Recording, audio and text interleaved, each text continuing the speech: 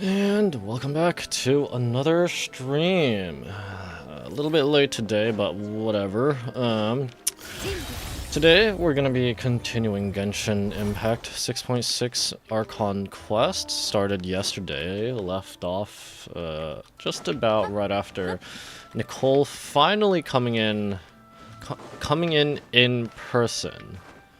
And explaining to Kale why Kale had those weird dreams. Let me just do this. Okay, well, let's continue. Oh yeah, it's almost like, you know, the doctor. Yeah, it's almost like, is this gonna involve the doctor? Because, you know, he's right there, right?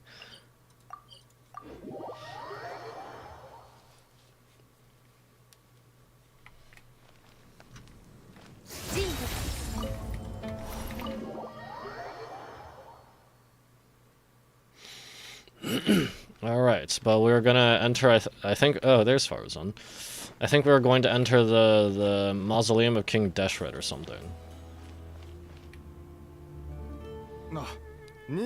Oh, Miss Nicole, I heard you're a very talented sculptor. Is that true? Oh, I don't know, I wouldn't want to blow my own trumpet. Honestly, even though Keshra War is best known for its focus on mechanics, plenty of Keshra War, I'm sorry, I don't know how they're supposed to be pronounced. Scholars are quite serious about sculpting as a hobby.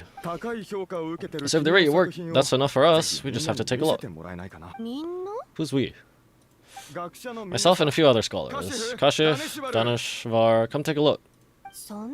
Well, if you insist, I suppose there's no harm in showing you. What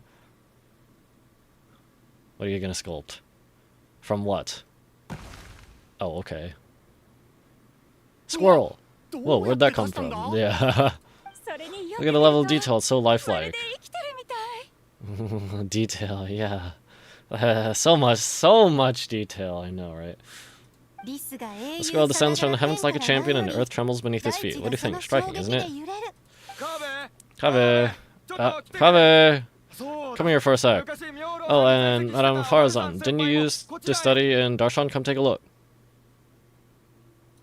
Is it used to or used to? Alright, but hang on a moment, I have to finish reviewing this proposal first. Hmm? You called? What is it, youngster? Right, she's an old lady. The squirrel statue, isn't it cute? Where'd it come from? Yeah, well, a squirrel, I wouldn't say cute per se. The realism is what stands out to me. Were you trying to carve a statue of a hero young lady? You're calling her young lady. A hero? I suppose so. Actually, I didn't really have a specific theme in mind. I just started working on it, and this is how it turned out. Did you carve that one ahead of time and just teleport it in? I see. Well, do you tend to read novels about heroes in your spare time? As a matter of fact, I do quite enjoy those. Everyone loves a good tale of a daring do, right? Then perhaps this statue represents the heroic tale you long to see deep down inside.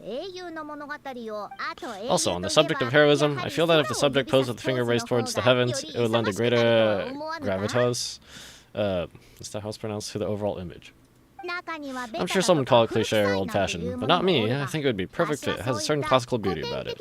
Old-fashioned, yeah, because you are old. Kave! Kave! Sorry, Madame Farazan, I'm a little busy right now. Don't wait up for me. What a pity. That young man has excellent aesthetics. Taste. I was hoping to ask him for his opinion. What a genius idea. Why didn't I think of that? Classical beauty is a great direction to explore. That's it. Once I get back, I'm going to sculpt a heroic squirrel pointing its finger toward the sky. Precisely. A declaration of victory. You understand my vision. Then place the two statues face to face. Yes, that's exactly what I was thinking. Alright. Two women nerding out. It'll be a masterpiece, Miss... I'm sorry, I didn't catch your name? Just call me Nicole. Madame Farazan, was it? What? No, that wouldn't be right.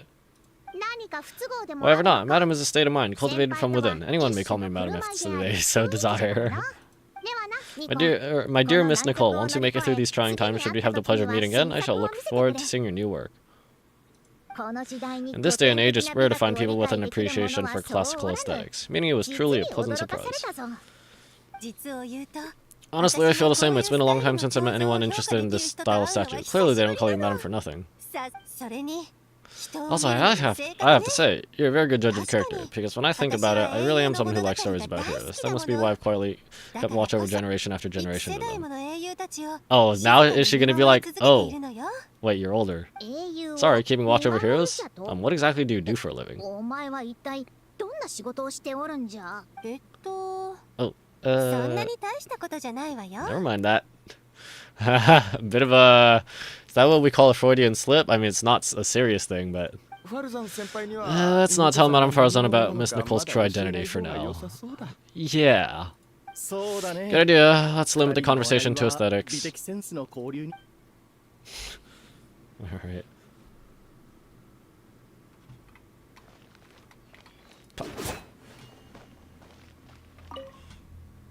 Oh, okay.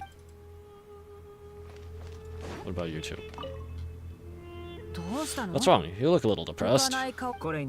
Kali got a fragment of the goddess of flowers, and all I got was one of the 7 pillars who served under King Deshret. I lost out, didn't I? Oh, okay, you're jealous. That's what you're upset about? You're such a child. Hey, Layla. So many books, more than I could ever read in my life. Alright, let your alter ego read them then. I've learned a lot that the textbooks could never teach me. I never realized that people in the distant past thought about some of the same questions we ponder today.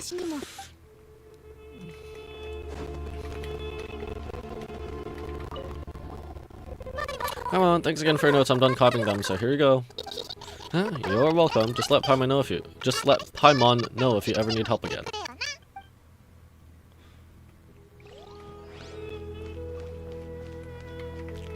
Alright, he's too busy for me too. Whom are you? Alright, random Sumeria NPC. Alright, ooh. Jet and Nefer meet. Good to finally meet you in the flesh. It's a little surreal seeing you here after exchanging letters for so long. In my head, the boss... Oh, okay, they're kind of acquainted already. In my head, the boss of the Curatorium Secrets didn't look so young. Sounds like you have some history then. Any budding mercenary groups need a steady supply of intel. They, in turn, can prove an exceptional source of the same. The Curatorium of Secrets is happy to cooperate with friends from all over the world. If you're interested, you'd be very welcome to join our network too, Miss Dea. Can't say no to a solid partnership, especially out here in the desert. Having intel can mean the difference between life and death. But cooperation is built on mutual trust, and there isn't much contact between the desert and Dodcry. So I'm guessing you reached out to Jet first. First, Miss Nefer?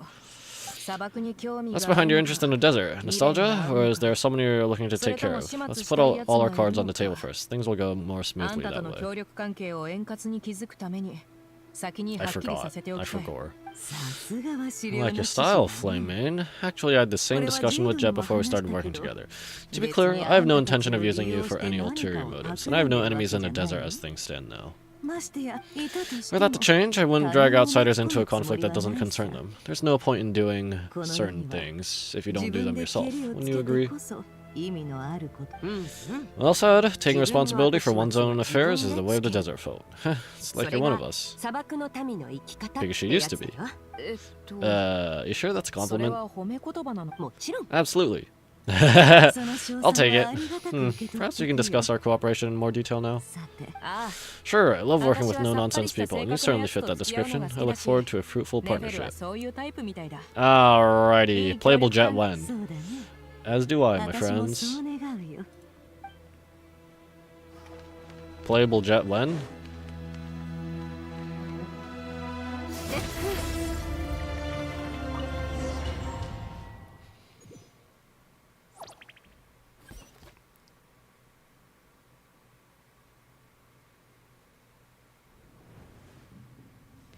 Have I been here before? I cannot remember. Oh, frick! No, my dialogue!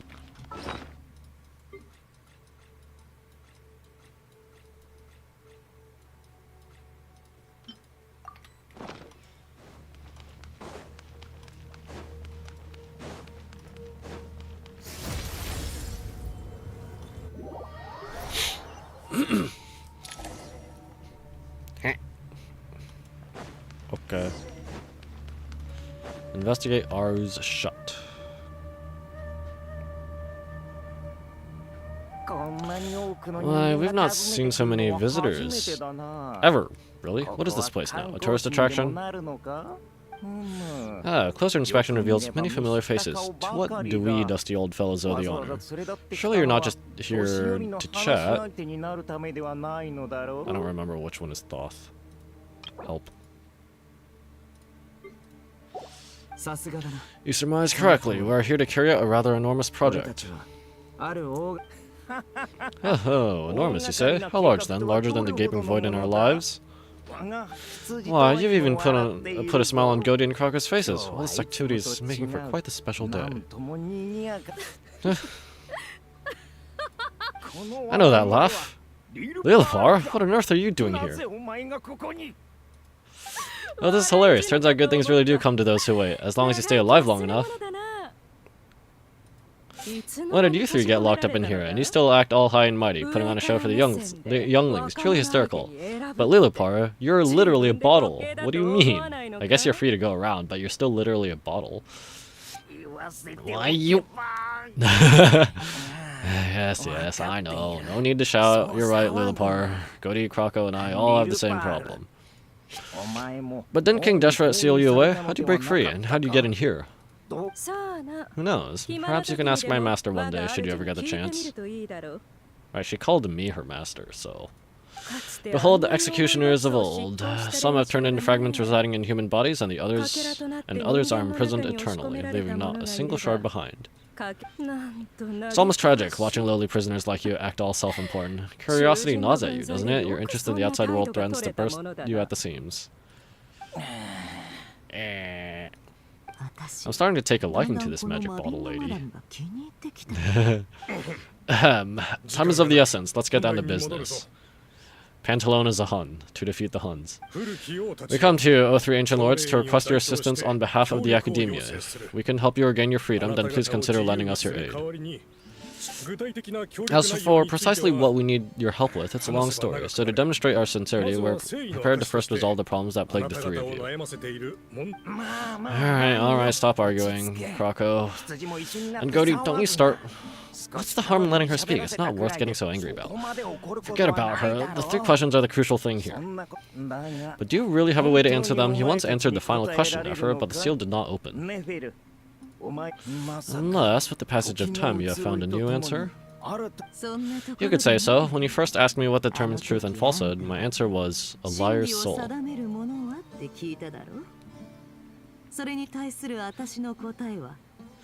was thinking before, like, Nefer and Farazan both have like the sort of triangle iris eyes. But Nefer's is just way more colorful. Liars are the best at seeing through the falsehoods of the world, but if you want them to tell you the truth, you have to reach their soul. I think that makes sense. What is it? Wait, that was her answer. But what about now then? If that didn't work back then. I found it quite compelling myself, and I told Nefer so. Unfortunately, it brought us no closer to liberation. Well, that's simply because it was my answer, not the one that King Deshret was looking for. Can you guess which answer all Amar wanted then?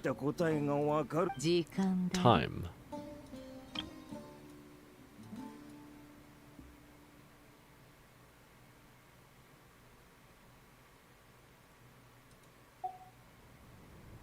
I guess with time, yeah, only with time, the truth, is it that the truth eventually comes to light, or that those who come after us determine what, determine,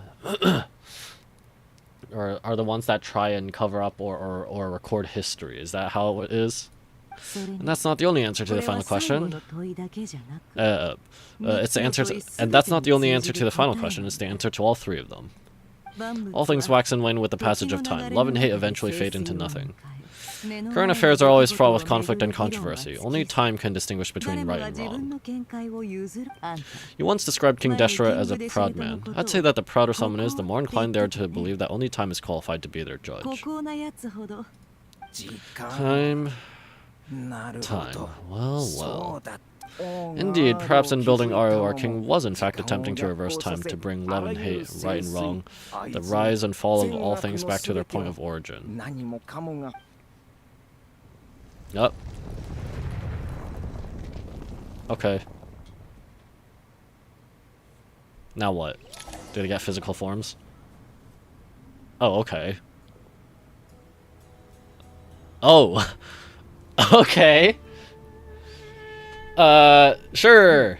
Whew! This is the most eventful day I have experienced in a long, long time. You have my sincere gratitude. Are those three of the seven pillars? Turns out the statues are quite faithful to the source. You three seem to be in good spirits. Prison can help a person grow and learn to cherish what they have. Nevertheless, after everything you've done for me, I sincerely hope you never have to experience it for yourself.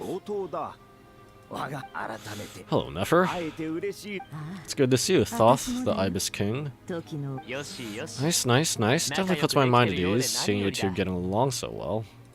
Should we maybe introduce ourselves, or... Sure. I'm Sethos, the current leader of the Temple of Silence. This is General Mahamatra Sino, and this is the former Spantamud Sage Cyrus. But I'm guessing none of that means a whole lot to you. Everything is equally new to us. In truth, we've been gone from this mortal world for longer than you can imagine. Let's hold off on the introductions for now. We can always ask Nefer about you later. It'll give me something to talk about with my chosen disciple.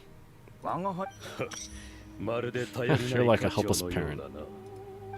Gods and people of yore are not necessarily welcome in today's world. Self-awareness is one of my finest qualities. I thought I ought to share its fruits with you too. Is that so? Well, I think we'll take it in stride, just as we did with the 3 questions. Let's not forget, it was my persistence that won you both your freedom. Fair point, I have to applaud your persistence. And I must praise you for your wisdom. Now, state your wishes, young ones. I'm sorry? Why, your tremendous accomplishments deserve a reward, do they not? You must let us do something for you in return.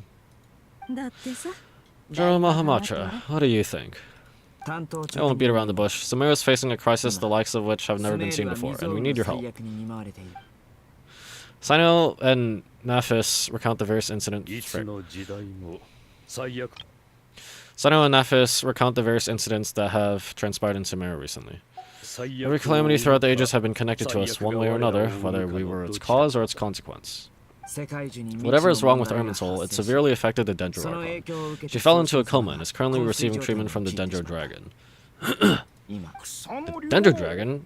I'm sorry, the Dendro Dragon is helping to heal the Dendro Archon? Not Apep, surely. Not vicious, cruel Apep who possessed no virtues aside from her basic instincts? Good heavens. I shudder to think what could have caused Lesser Lord Kusanali to suffer such a plight. Still, why would the Dendro Dragon lend you her aid? She has always held nothing but contempt for the Archons. I suppose she and Kusanali must have some history. It's a debt to be repaid. You can help us make history too. A smooth talker. Well said, lad. Currently no one can connect to Irminsul. We hope that by opening up Aru and making some modifications to it, we can use its technology to our advantage. Unfortunately, Aru is an imperfect creation. King Deshret never managed to realize his full vision before his death. Much remains to be done if it is to be pitted against Irminsul itself. Besides, I hear your reasons, but to give Aru up over such would be... The archaeological records clearly indicate that although Aru's construction took a long time, it was not beyond human means to achieve. Modern technology should solve the efficiency issues. We have no choice but to go all in on this. This is by no means a threat, but the only reason we helped you escape from Aru was to gain the necessary leverage to negotiate with you. You asked us to state our wishes, and we have. For one of us, each one of us here needs your help. As do all the thousands of people living in Sumeru. They need you, and they need Aru. What do we think, my fellow old fogies? Shall we lend our support or not? Since you ask so nicely, naturally. Naturally what? Are you for or against? I simply mean we shall do what comes naturally. You claim that you wish to open Aru. Know you, then, that the golden slumber created by King Deshret is preserved within? Wait, are we gonna get Jet's dad back? And the other dude? We do. We understand the risks involved. How did that... I remember that's the name of the quest, but I don't remember exactly how it worked. One moment.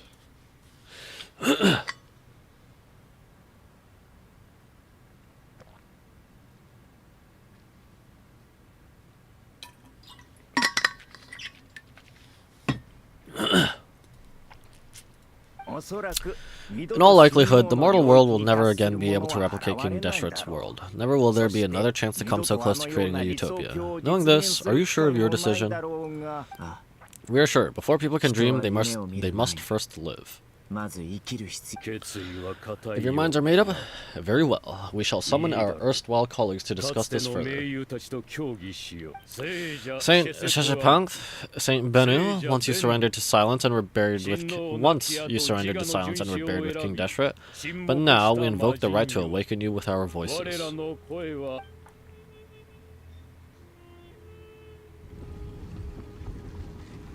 I can feel this strange sensation. The ground is trembling, as if answering the call of the Goat King.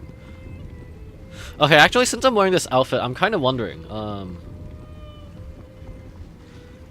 because I haven't been paying attention. Is this outfit like the one that shows up in all the cutscenes? When Jet pulled me out, was I wearing this outfit or the original Traveler outfit? Hippogriff and what is it? Pega? Not a Pegasus. Frick. I don't remember. Griffin? I don't remember. Saint Benu, responding to your call, the three kings detected, initiating autonomous will. Saint Sheshapunk, responding to your call, the three kings detected, initiating autonomous will. Ah, Lord Harishov, what a long time it has been. I trust you are keeping well? Then your trust in my well-being has long outlived your physical body. You have always opened with that same phrase, in life, death, and now even beyond. Alamar is long gone. Long gone. What is the reason for this meeting? You're awake. Good. We're voting on whether to give the people of present-day Sumeru access to Aru and permit them to perform technological renovations. You have the right to support or oppose the motion. Aru is the pride of all Amar. Opening Aru requires the unanimous consent of the 7 pillars. I hope you have a convincing reason to present to us. Sumeru is currently in the midst of a major calamity. Let us not forget that while all Amar was a stern ruler, he was also a teacher of wisdom. A god without his people shall cease to exist, and King Deshret's greatest wish was to provide protection for his people. Let us then honor our god king's wishes as we consider our decision. I do not mean to mock these proceedings, but what is the point of a unanimous vote when we know that the last of the 7 pillars, the Dendro Dragon Apep, will never communicate with us? Wait, who's the 6th?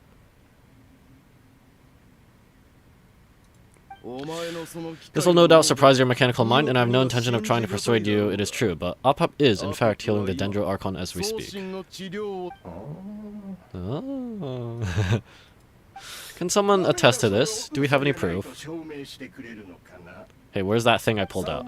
I asked the 3 kings, can any of you vouch for the truth of this claim? Naturally, the Ibis King, Thoth. What? It was Thoth's disciples who revealed the truth to us. We need not debate its veracity. Simply let Thoth bear accountability. That way the rest of us may have a clear conscience. Alright. Shaf, you diabolical fiend. I awakened our former colleagues for you, supported our opinion, and backed your decision. What sort of fiend would do that? Alright, rage bait. I miss the days when Hermanubis was still around. At times like this, he would offer to take accountability. Oh, wow, there's a part of him right there. What are you trying to say? Is my word worth less to you than Hermanubis's? Hypocrite though you are, Lord Thoth, you are humorous in equal measure. Now, how could we bear to not associate with a character such as you? I, Saint Sheshapunk, approve of the Goat King's proposal. Since King Deshret is no more, we shall receive no reprimand for acting beyond our remit. Nevertheless, I sincerely hope that those before us understand the significance of what they intend to do. Remember, the moment that Aru is liberated, the myriad souls residing within the Golden Slumber will return to the ley lines, and once the ley lines flow again, these souls shall in turn be received by Ermin's soul. To take this step is to bring the perfect afterlife created by our king to a permanent end. We understand that well, and we've decided to proceed regardless. Furthermore, the contemporary human perspective would contend that confining souls in this way is no act of benevolence. The deceased have a right to rest in peace. King Deshret's creation is clearly a place of rest and peace. It is just that many do not see it this way. But no matter, Saint Bennu approves. Hermanubis' representative and the Dendrodragon, yeah, that's the sixth then. And the Dendrodragon Appat made their choice ahead of time, while the Goat King, Ibis King, and Crocodile King have also granted permission to liberate Aru. By the grace of His Majesty, guided by His wisdom and will, let the gates of Aru be opened.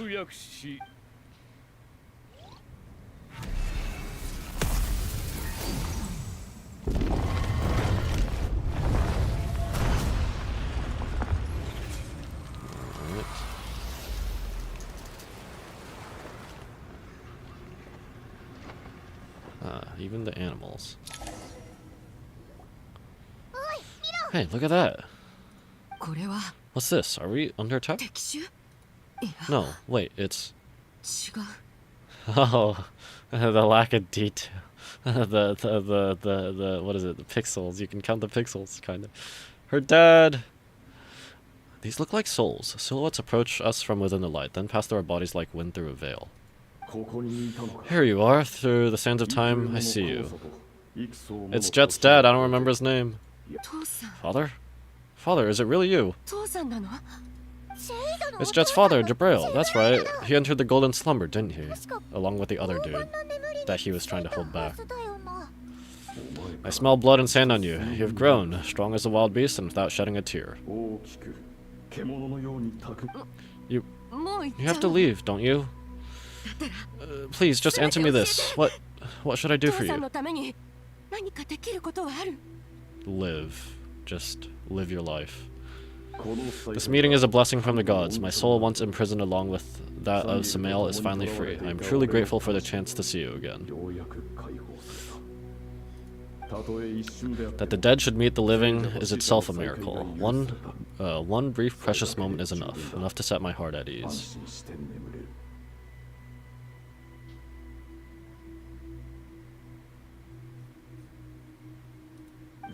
Do not weep for me, Jet. I know you will accomplish many great things in your life. You will go further and climb higher than I ever did. All I ask is that you take good care of yourself.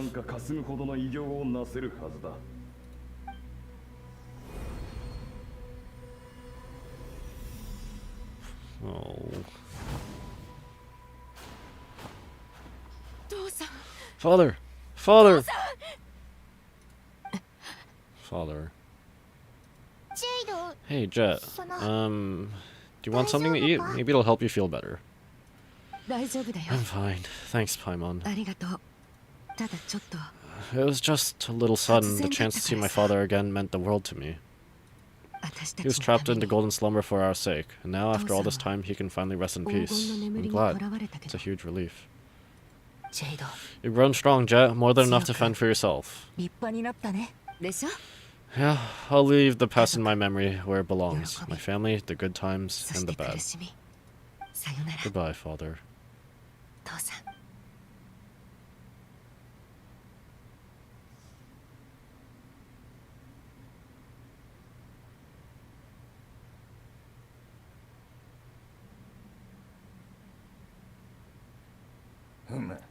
Ah, me. What a touching reunion that was. Seems we did a good deed today.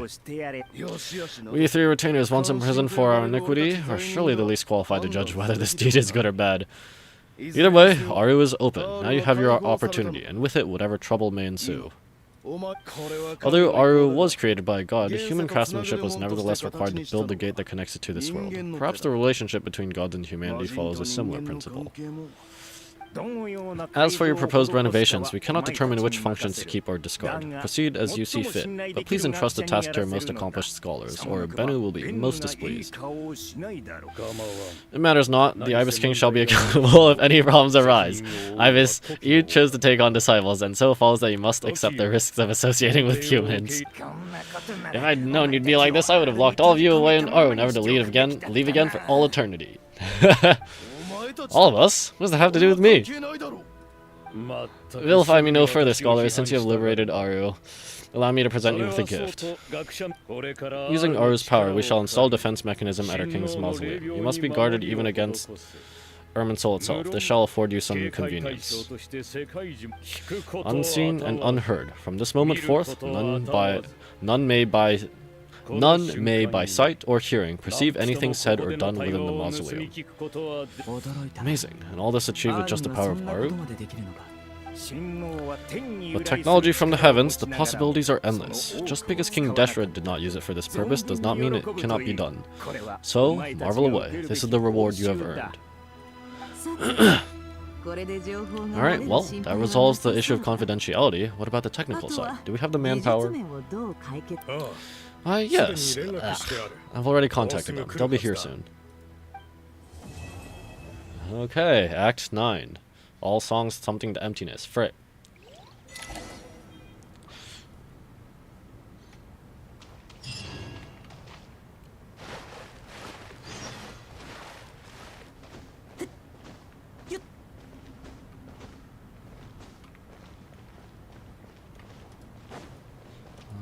Jet's got some closure. Alright, let's talk to these guys.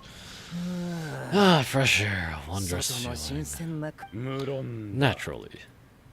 I have a sudden urge to stretch my legs. Can anyone recommend a suitable leisure activity?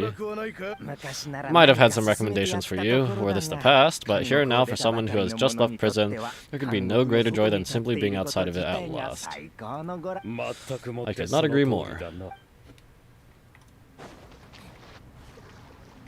I'm swimming in a mausoleum. Makes sense. Alright, what about you and Jet and Lulapar? As I thought, the so-called 7 pillars of King Deshret are as underwhelming as ever. What do you mean, not a fan of the boys club?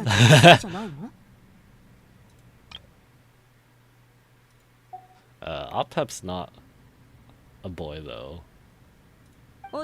As men, as individuals, and even as gods, they are entirely undeserving of my attention. Olimar once commanded me to select a king from among the people, so naturally my eyes will only open for one who is worthy. Can we talk about something else? It all sounds pretty complicated, and I haven't read that many storybooks. You think this is a mere story? Well, many would also say that the journey you shared with your father is not but a tale. My life, your life, they are nothing but stories.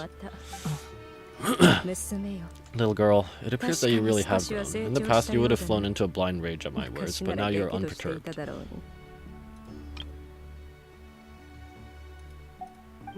Oh, it's nothing. I just feel like you're right. Getting all pissed at someone for telling the truth is pointless. It only makes me look petty.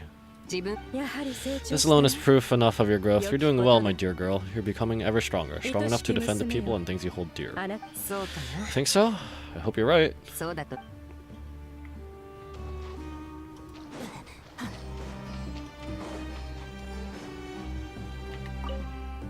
Wait for a while. Hello. You must be the ones tasked by the Academia with renovating Aru. Just 4 people? That's not enough manpower. That's right, good afternoon, I'm Kaveh, and these two are Termedzi and Nesabiri. Hey, Alhaitham, come and introduce yourself. We've met before, this is Thoth, the Ibis King, and everyone knows these two. Afternoon, gentlemen. They have? Wait, really? Did I miss something? I've only ever seen these two in murals. Ah, the paintings in the temple. Oh, right! There was that thing.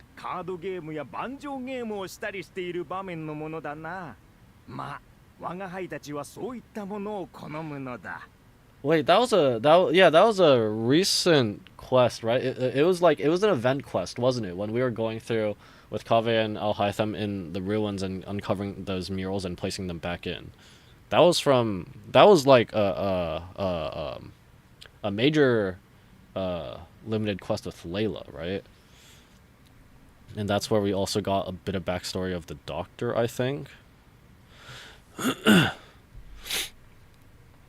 They show us chatting, playing cards, playing chess, precisely the activities we most enjoy, funnily enough. No, only you enjoy playing chess. We were just humoring you. I wouldn't go that far. Back to the matter at hand. A preliminary assessment by the Academia indicates that this project requires expertise in various disciplines, including the deciphering of ancient texts, mechanical engineering, the restoration of ancient ruins, and elemental theory. The most capable minds in their respective fields are here before you. If there are no objections, we'd like to begin our work.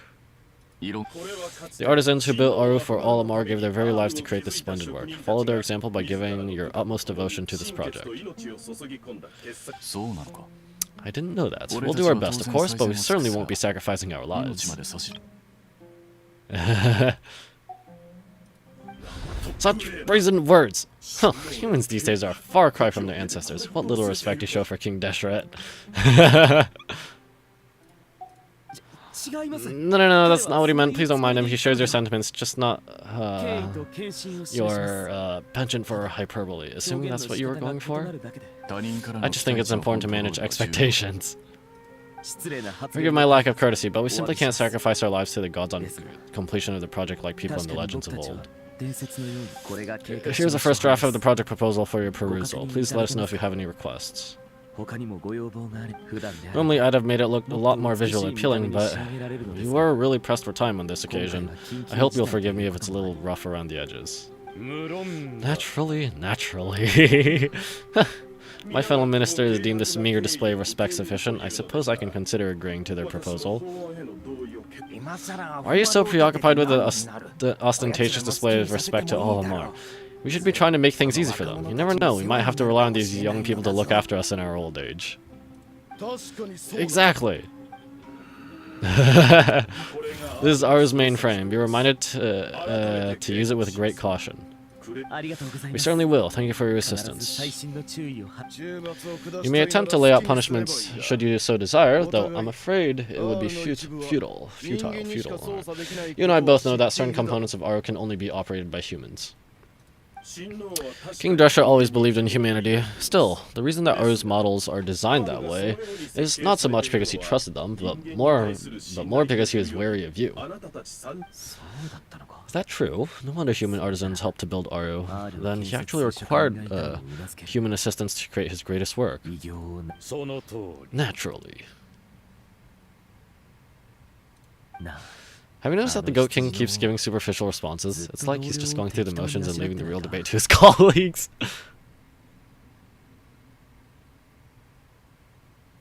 It's like Al-Haytham. He doesn't feel like, I don't know. He understands the art of perfunctory speech. That's what earned him his position as the Minister of Ministers. It seems the rumors about King Deshret being a poor judge of character are baseless after all. Excuse me for being blunt, but it sounds suspiciously like you're putting yourself on a pedestal and mocking me. You're mistaken, and while there's nothing strictly wrong with making every conversation about yourself, it's not exactly a positive tendency either. Whatever, I knew it'd be like this working with you. Alright, let me pass, I need to look at this console.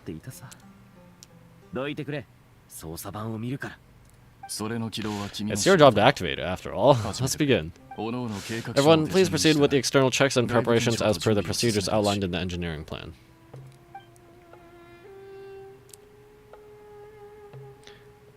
Four-man renovation, huh? Of a friggin' temple. Hello there, youngsters. Whoa, the Ibis King came to life. What do you mean came to life? I've been alive the whole time. You did say we could start our research, right? Are you having second thoughts now? I've reviewed the proposal. The work you're planning to carry out on this grand device is ambitious in its scope.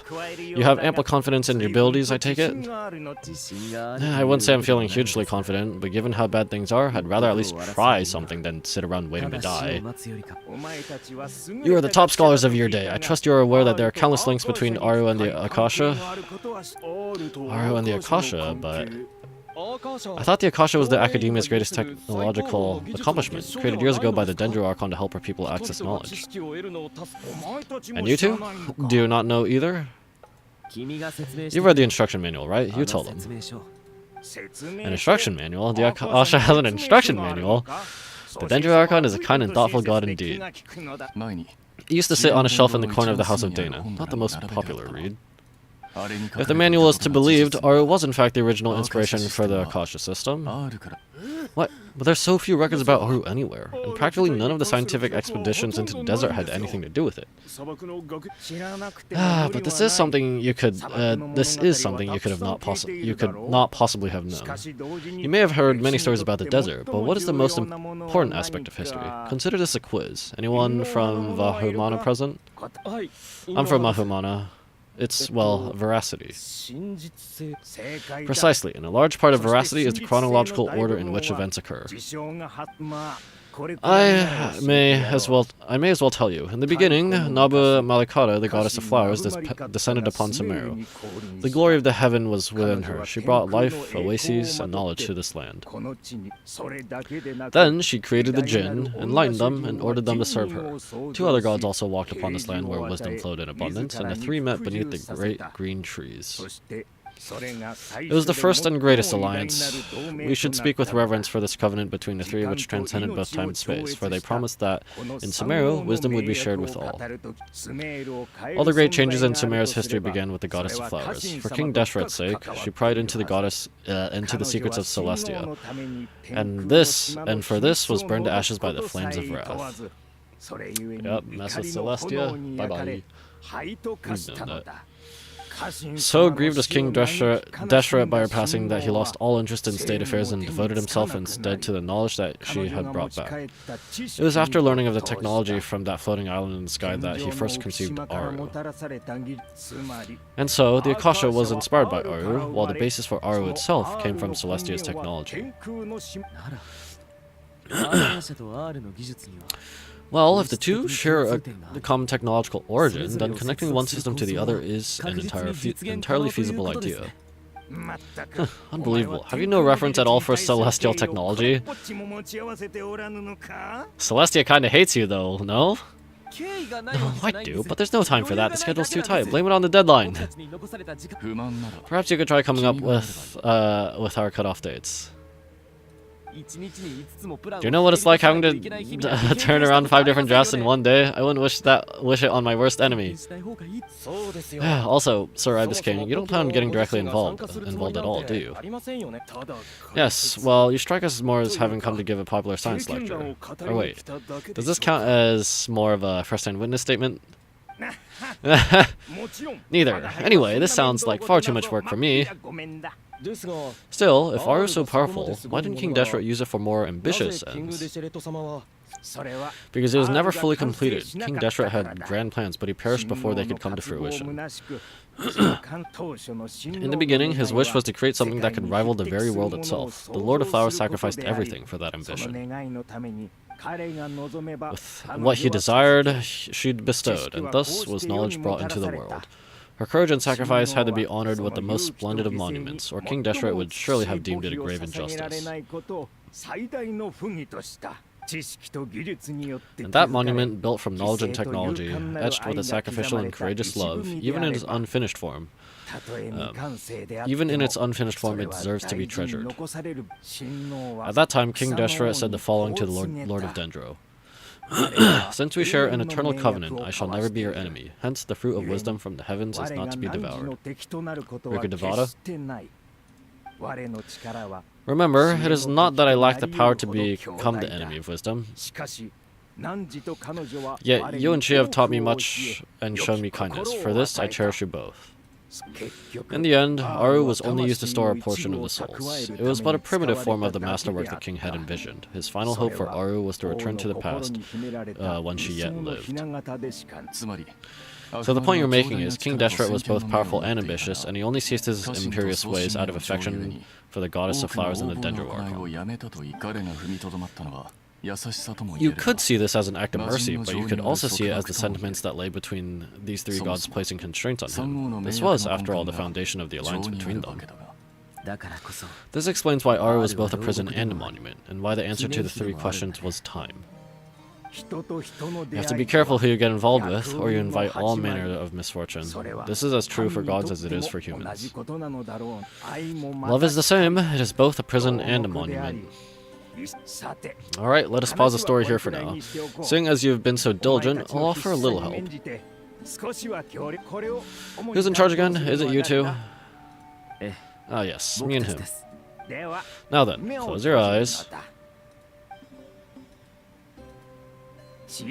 Wisdom hides in the space between the tangible and the intangible. It is to convey the incommunicable through the simplest of mediums. By the power of King Deshret, I shall grant you a glimpse into the unseen secrets that lie at the threshold of existence.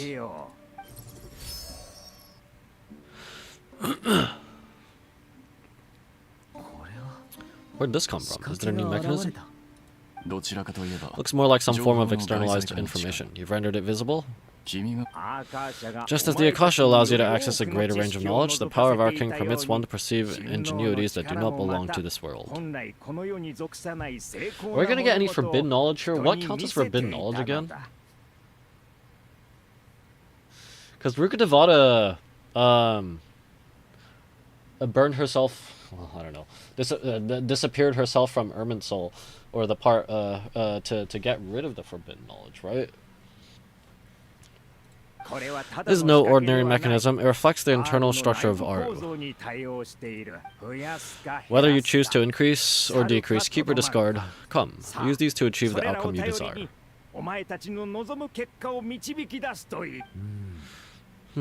Looks mechanical to me. Better let me handle it, just in case. But wait, how do I get up there? Turn around. So that's where the elevator is. A myriad paths, flux, and dissolution. Alright, we got more digital stuff. Ah. I kind of remember this thing. Oh. Use shader, at least, this effect.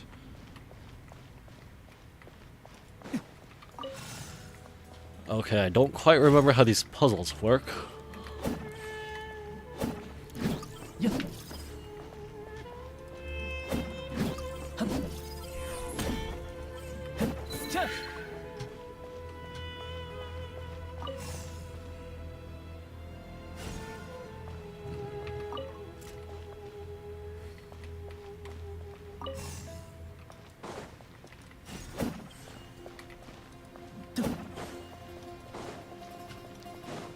Get rid of this.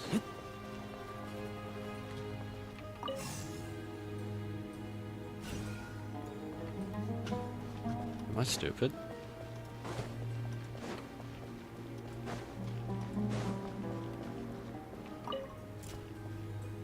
Oh. Okay.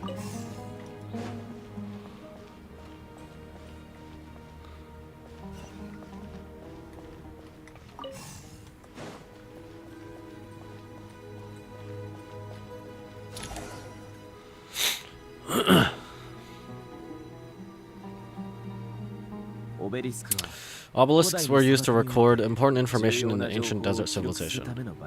Hell, Hytham, there's some writing here I need you to decipher. I sent it to your screen. Do you see it? Got it. It's a little blurry, but I should manage.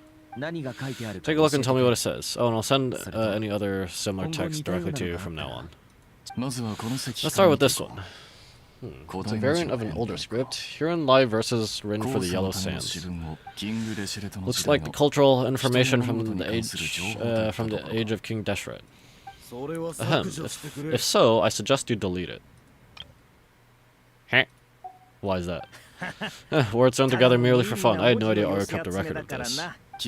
Well, as long as you're certain that this is strictly private information, that's fine. It is unimportant. Alright, well, I guess I'll start now.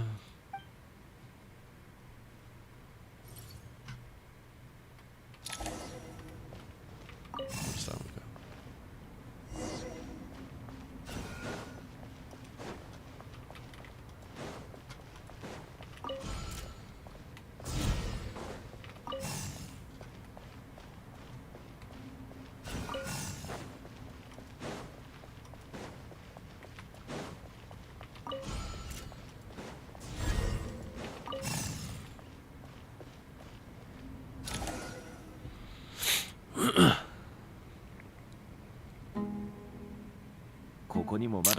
Found some more, sending them over to you now. These are all reports about the Gerbad conflict. Can we delete them? I'd say so. Most of this information has already been archived anyway.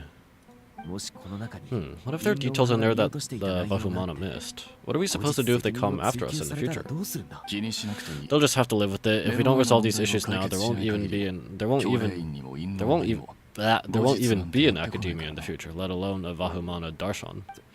Yeah, you're right. Okay, done. There's some other similar monuments nearby. I'll check them out.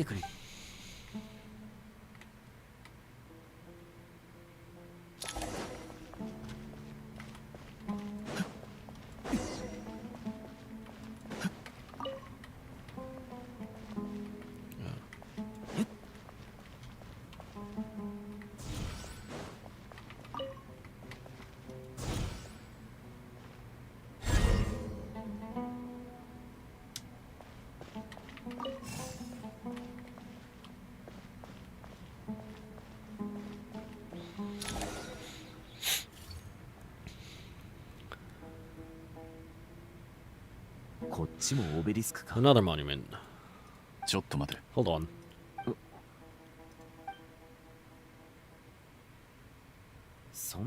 You're still reading it? How long is it? It records the development and governance of the Oasis civilization. Most of it concerns the Jinn, but it also contains records left by the artisans who built Aru. Is it important? Some of it. There is no way for me to read the whole thing in its entirety, so I had to rely on my intuition to keep the parts worth keeping. What about the artisans' records? What do they mention? They're speculations, mostly. For instance, they were wondering how to protect themselves if King Deshra decided to silence them after the construction of Aru was complete. Sounds like pure mythology to me. Surely that kind of thing doesn't really happen? The records do emphasize that this is merely their conjecture based on various myths. Still, the artisans did leave details of their plans to survive, including blueprints for their escape route. Even that got recorded? Okay, well, I'll make a copy of this first before I delete it. Is that truly necessary? You won't be needing those. No, the blueprints are important. I want to keep them as a memento.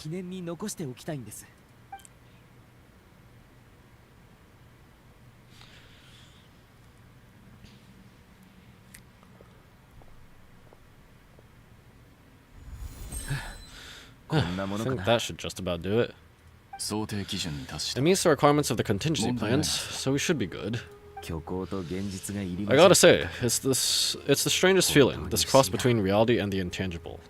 It's like drifting between life and death, or in and out of a dream, using my own hands to manipulate illusions that are forever out of reach. Chasing dreams in the most literal sense, definitely a novel experience. What happens if my spirit just floats away? That won't happen. Anyway, I wouldn't celebrate just yet if I were you. It's likely to be a phase 2 of this project. Yeah. You still need to rebuild and you still need to do engineering stuff to make it connect to the Akasha, don't you? Alright, I better keep my wits about me then.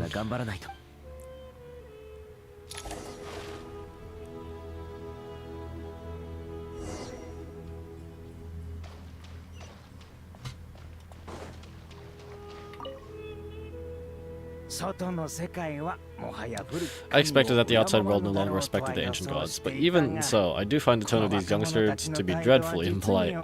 It should hardly come as a surprise to you. I remember you saying the same thing last time. I assumed that was just a one-off. I did not realize it was the norm. Don't you think that young lad's matter-of-fact tone sounds familiar? It bears a rather uncanny resemblance to you, Godi. Who's this? A Kaveh or a Hytham? A Hytham? Surely a sign that he is a man of rare intelligence. Urgh! The rest of them, though, much better. The blonde-haired one, for instance, so sincere. That's a kind of kid I can respect.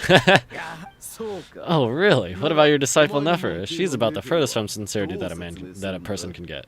Now you hit the crux of the issue. Thoth is spouting lies again. He cares nothing for sincerity. He likes Nefer simply because her personality is just like his.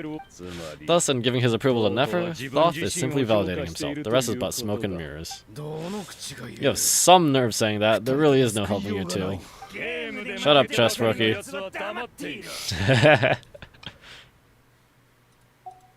What nonsense is this? How dare you tell me to shut up? How can you engage in such banal chitter-chatter at a time like this? Our has been opened. The glory and splendor of a bygone age is about to sweep over the earth like a flood, and you're here squabbling like petulant children? All three of you are insufferable. King Deshret was merciful indeed, giving you a chance to be released from prison. I say, you should have been locked up for good. Ah, but Bennett, look on the bright side. Had they not been released, we would not have been awoken. Oh, you've been here the whole time? You should be scolding them along with me. I miss Hermanubis. It's not a real reunion without him here. And now you're avoiding the topic and talking to yourself. Why King Deshret designed your personality like this, I will never understand. Isn't this simply proof that our king supports my free will? Look at those two rust buckets. Suddenly you two do not seem so bad after all. Here, here. If being stuck together for thousands of years fosters no friendship, I cannot say what would. Naturally. Naturally. Hello? Is there anyone else hanging around? Where'd everyone else go anyway? How's it going? Are things progressing smoothly? Well enough, I suppose. You know how it is. The work itself is only half the problem. The other half is having to work with Al-Hytham. I'm sure the feeling is mutual. Honestly, though, I thought you two already worked things out. As if! Turns out working closely together is the best way to expose any tensions lurking beneath the surface. Besides, I just think that some people never change. Agreed. Case in point, you didn't make sure I was out of earshot before you started complaining about me. Old habits die hard. Actually, this is for your own good. Maybe if you spend a little more time listening to what other people have to say, you might actually realize that you're the problem.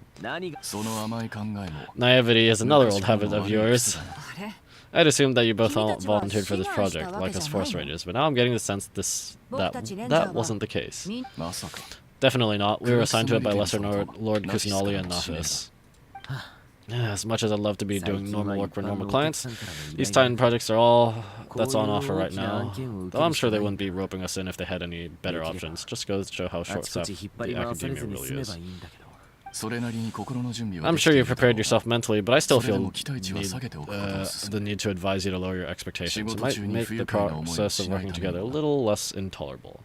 Hello, incoming viewers. Thank you for joining the stream. Just getting along with Genshin Impact 6.6 Archon Quest. Today is day 2. I know, same to you, but if you already understood that, you should also know not to say the quiet part out loud. Why don't you come help me with my forest patrols? Might help you avoid any further disagreements. Good suggestions, but unfortunately, differences of opinion will always exist. Changing the nature of the work won't get rid of them. For once, I actually agree. There is zero chance of us ever resolving our differences. Zero. Nada. But even so, the work must be done. Care for some coffee. You're carrying coffee with you. I forgot what your suitcase can carry. I'm glad to see you making progress. Don't act so smug. It'd be nice if you made some too. I feel like even I've made some progress today. In the past, I never would have dared to try and mediate a conflict between you two while you're both right there in front of me. Apologizing probably makes it sound like I'm in the wrong, but I'm sorry. Yeah, I was just kidding. Truth be told, I don't have any work to do at the moment, so I'm just here to kill some time. How's Kale? She's studying with Nicole. I'm not sure how she's getting along, but she seems to be in good spirits, at least. I wouldn't worry. Angelic affairs are probably above your pay grade anyway. I know what you mean, but Sainu and I are a little concerned for her. Still a little concerned for her. He said he'd go keep Kale company after he's finished training the mercenaries. I'm planning to join them myself shortly. Kale will be okay. Have faith in her. Even we can see how much more confident and outgoing she's become in these past few years. Thanks to you and Saino being there for her and providing guidance every step of the way, she can finally stand on her own 2 feet. On her own 2 feet. Does it feel bittersweet watching the younger generation grow up and move on? No, not yet at least. I was just thinking, I wish there was more I could do for everyone. She'll be fine. Yeah, she will. Just try to relax.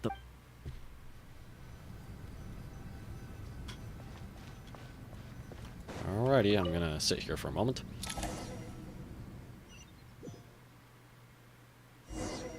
Hey, back to me. Whoa.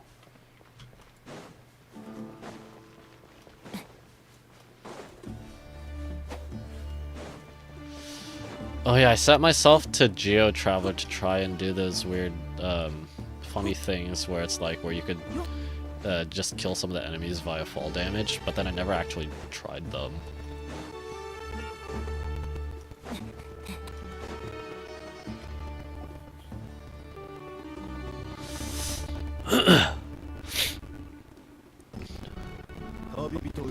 Traveler from afar. Do worry for the fate of Samara as well. Oh, it's back the Crocodile King. Greetings, Crocodile King. I speak! Please be at ease, I'm just here to chat with you about Lesser Lord Kusanali. Sounds like you really care about her. Yes, although to be exact, it is a mixture of both concern and curiosity that I feel. Speaking of Nahida, Pamela was wondering how she's doing. Wait a moment. What is it? I tried calling out to Opep, but there was no response. This can only mean that she is focusing all her energy on taking care of Lesser Lord Kusanali, or maybe she doesn't care. She doesn't want to talk. All the gods who serve King Deshret seemed super surprised to hear that Opep agreed to help Nahida. Guessing she made a bad impression on you or something? Are you aware of the history between her and our king? I'm not. I forgot. The story begins a long time ago. Olimar was always a wishful thinker where the Dendro Dragon was concerned. Without consulting her, he decided to list her among the 7 pillars and declared his own power to be far superior to hers. Okay. That was when our king was at the height of his power. Ibis, Scody, and I were no match for him, and so we chose to submit and serve as his ministers, but not Opep. No, she never thought much of him. Hey Joker, thanks for dropping by. Olimar? Did I say Olimar? Frick! Al-Amar. I don't know. Al-Amar. Al-Amar. To Opep, Al-Amar's pride and sense of superiority were nothing but ignorance and hubris. In fact, they fought numerous times, but usually the battle ended in a draw. Oh. Frick. What kind of dude was Al-Amar? Was King Deshret? Was he a god or what? He was able to hold up to a sovereign? Okay. In the end, King Deshret coveted the power of Celestia, only to end up corrupted by knowledge. His final act was to trick the dragon into swallowing him whole, leaving her to bear the torment of his sins. The Dendro Dragon stands for the glory of a bygone era. She hated all Mara and what he represented, all the gods, all the power they wielded. And so, her willingness to help the Dendro Archon through this crisis comes as a great surprise indeed. It makes me wonder whether perhaps the Dendro Archon assisted her in the past? Yup. Yep, Nahida did her a huge favor. You tell Sobek about how Nahida helped to free Opep from her suffering. So, Lesser Lord Kusanali put an end to the Dendro Dragon's many long years of torment. I need to do that quest. As much as she loathes the 7, Opep knows kindness when she sees it. No wonder she was willing to make an exception. Yeah, that's the sense we got from dealing with her too. She is not incapable of coexisting with other living things, rather she actively chooses to avoid coexistence.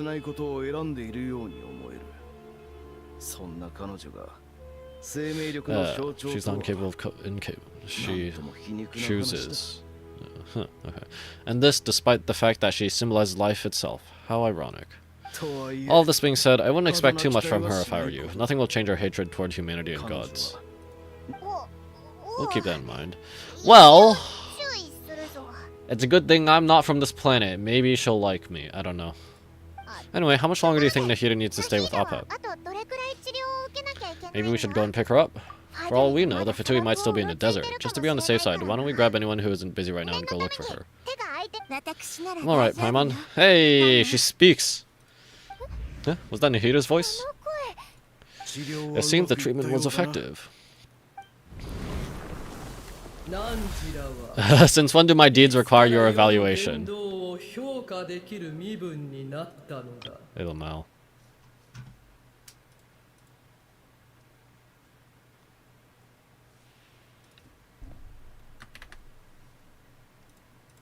Welcome back, Nahida. Frick, where else do I remember the term welcome back from? I haven't done WoW with 3.3 yet. I just started, well, I'm at the beginning of 3.2. Where else is welcome? Welcome back, Kelted. That's where I was seeing it from. Man, friggin'... Episode 17 of Arknights cannot come any sooner. Or soon enough. Hello. Here will do just fine. I had no intention of taking you any further. One ought not to expect greater generosity than they have earned. You always hide your kindness away like an oasis within a sandstorm. Only those who make it through the swirling winds can know just how beautiful that oasis is and how much hope it brings. Stop, you're gonna embarrass her. You dare appraise my being? No, I'm expressing my gratitude. I want to thank you for sharing your precious life force with me.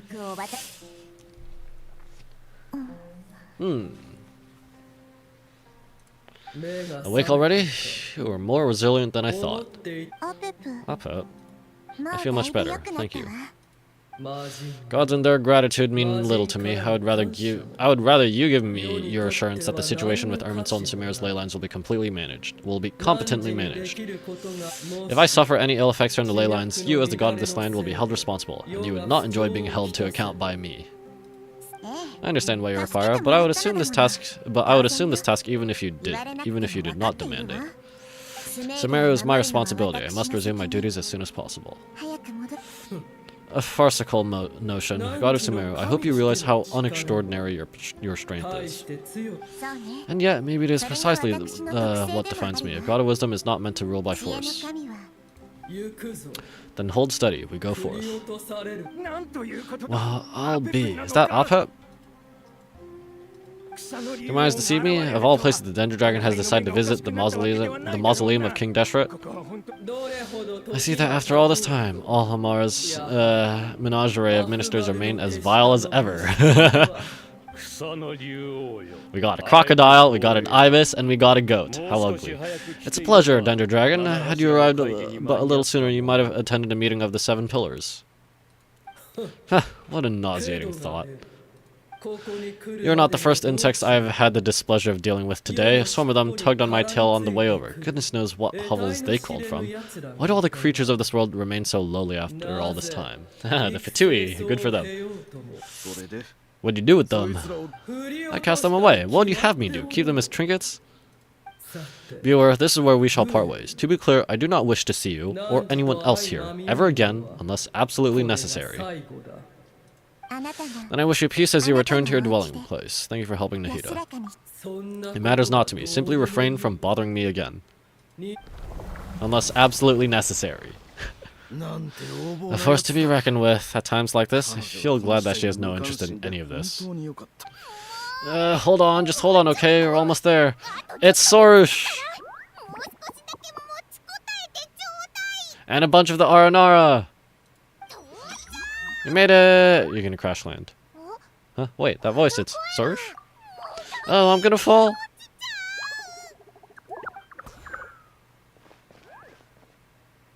I'm gonna catch all of them. Bonk. Bonk. Nice one. How do they all land on me after they split up? Got you! And I'm 3 feet under, or 3 feet in. That's a relief. Pair of safe hands indeed. The Dendro Archon's familiars. They're the last thing I expected to see here. Huh. Wait, what are the R&R doing here? Don't you guys hate the desert? Obviously, I was worried about the Dendro Archon. I've been supporting them with my party powers the whole way here. They seem pretty nervous. Is it because there are too many people around? No, it's because they're in the desert. Not just people, it's all these non-human beings too. It's hard on them. Can't believe you made such a long and dangerous journey just for my sake. I appreciate your support so much. Thank you all. I'll have to ask everyone to wait while I help our new arrival settle in. Once I'm done, I'll gather everyone to discuss our next steps.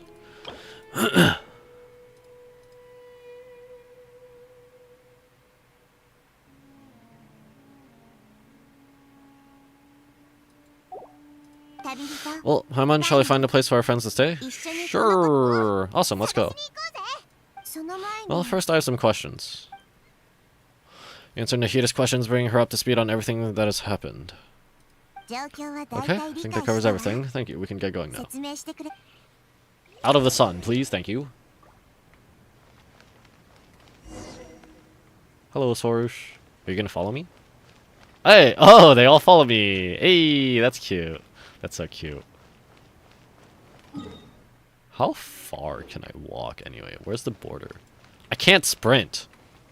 Oh, I can't do anything but just walk. Well, run, but I can't even jump. Okay.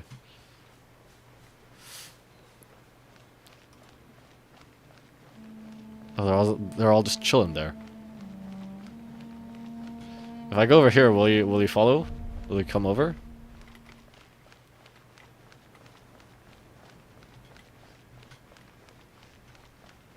Why is this is so cute? Why is this so cute? That one's just. Oh, its eyes are covered by the hat, whatever.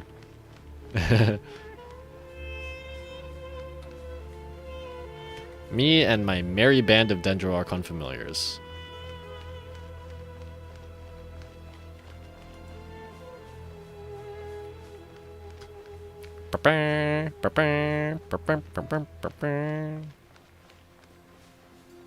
I can't climb stairs.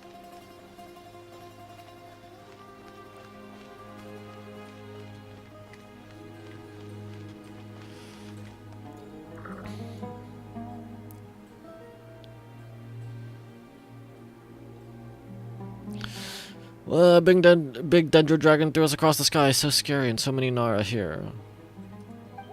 Cheer up, Arapas. They're all looking at us. Wait, they're all looking at us? Surely all those Nara can't see us. Our Nara are always so busy walking here and there.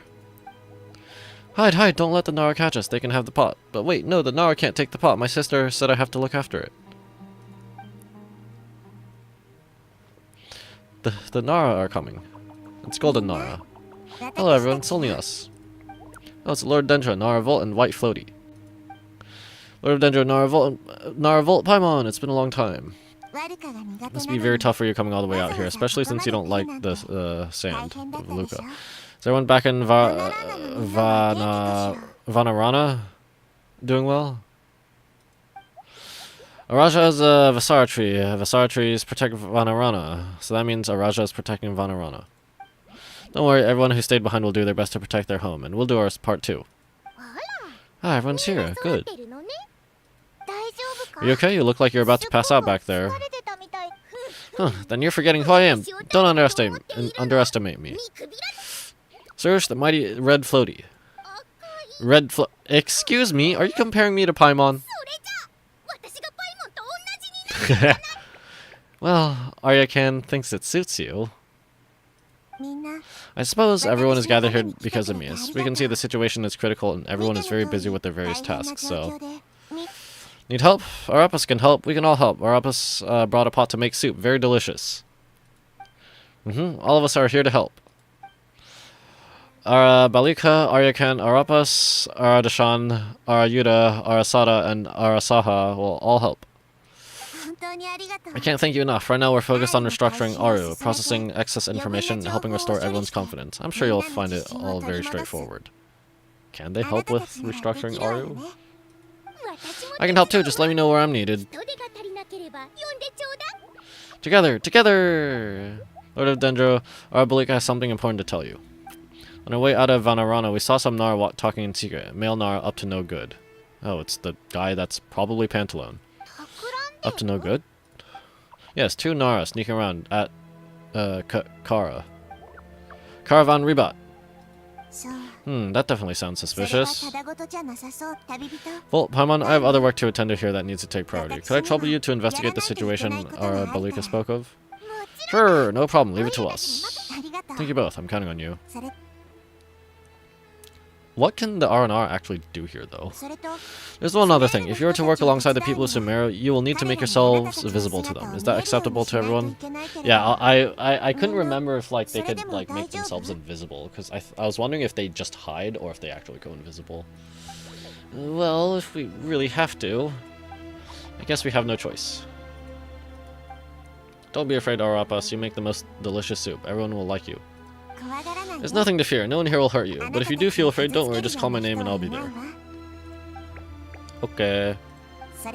Very well. Now I shall bestow a small blessing upon you all. Whenever people see and interact with you from the moment their gaze meets yours, they will experience the most beautiful of dreams. Nahida gently raises her hand. You don't know what she did, but you feel a wonderful presence, like something out of a lovely dream indeed. Sunlight trickling through the branches, glistening like gold leaf, the trees chanting softly in the breeze as the flowing water plays a symphony. Your heart swells up like a balloon as it fills with happiness. What was that? There are many terrible things yet to be resolved, but in this moment, all you feel is peace, friendship, and love as you stand side by side with dozens of other creatures together in the forest. The people around you turn their heads and scan their surroundings. They hear it too. Ancient voices speak from the forest, soothing everyone's hearts. Do not fear, do not be afraid. Do not be overcome by the storm. Do not fear, we will face it together. This too shall pass.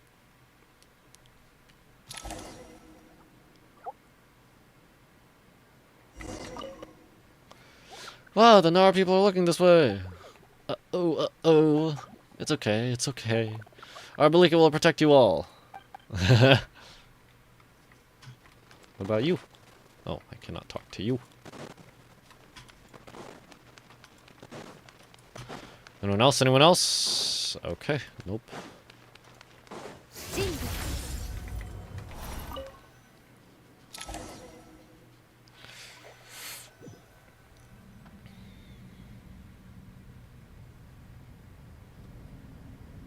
But yeah, I am kind of curious about how they can actually help with. Ah, everyone's here. Wonderful. Denjo Archon, you're back. Are you recovering all right? You mustn't push yourself too hard. I'm doing very well. Thank you for your concern. The scholars update Nahida on the progress of Ara's renovation. I see, using the power of Ara to reboot the Akasha and gain access to Ermin's soul.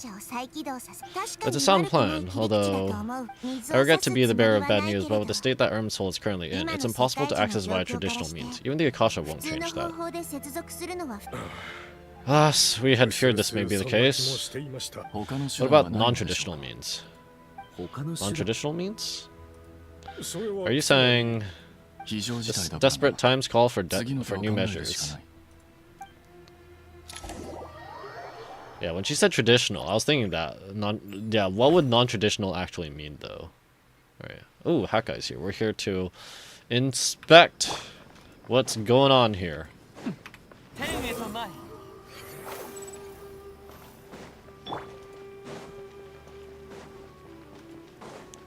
I have 3 elements that absolutely do not work together.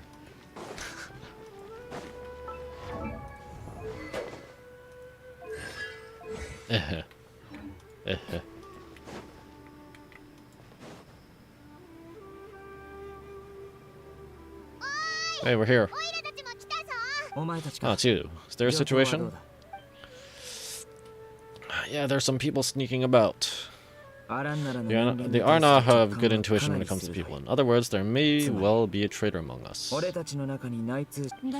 Given everything that's going on, I'd be more surprised if there wasn't.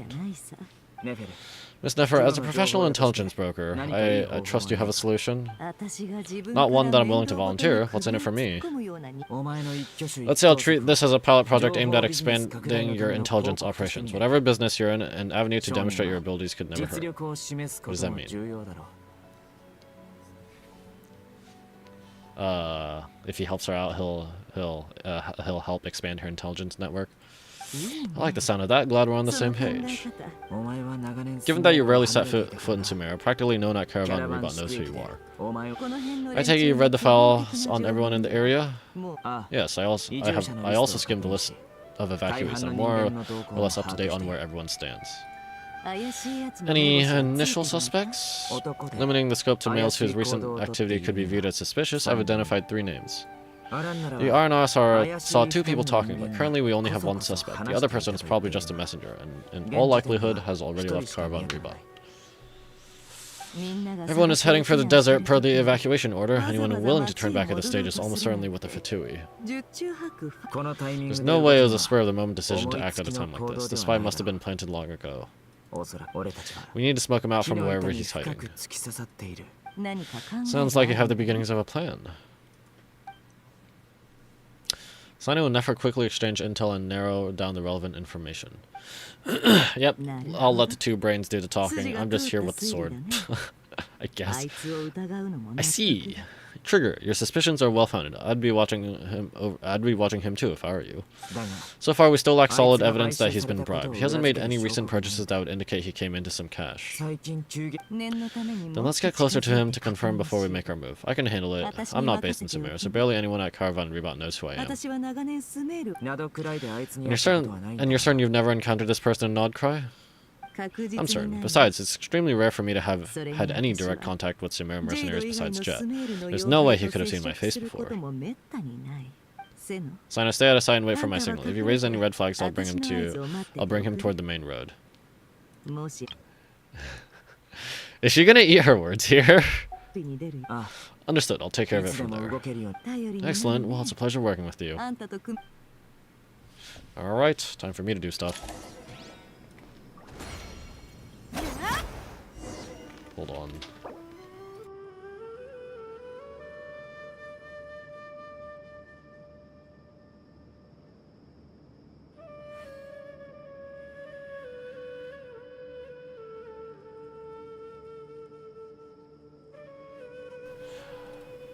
No one reads the do not disturb sign on my door. At least he knocked. Bruh. I don't actually know how she works. I can like hold it, but then it goes automatically. Oh, continuously charges spend stamina to charge it. Does it get stronger, I guess?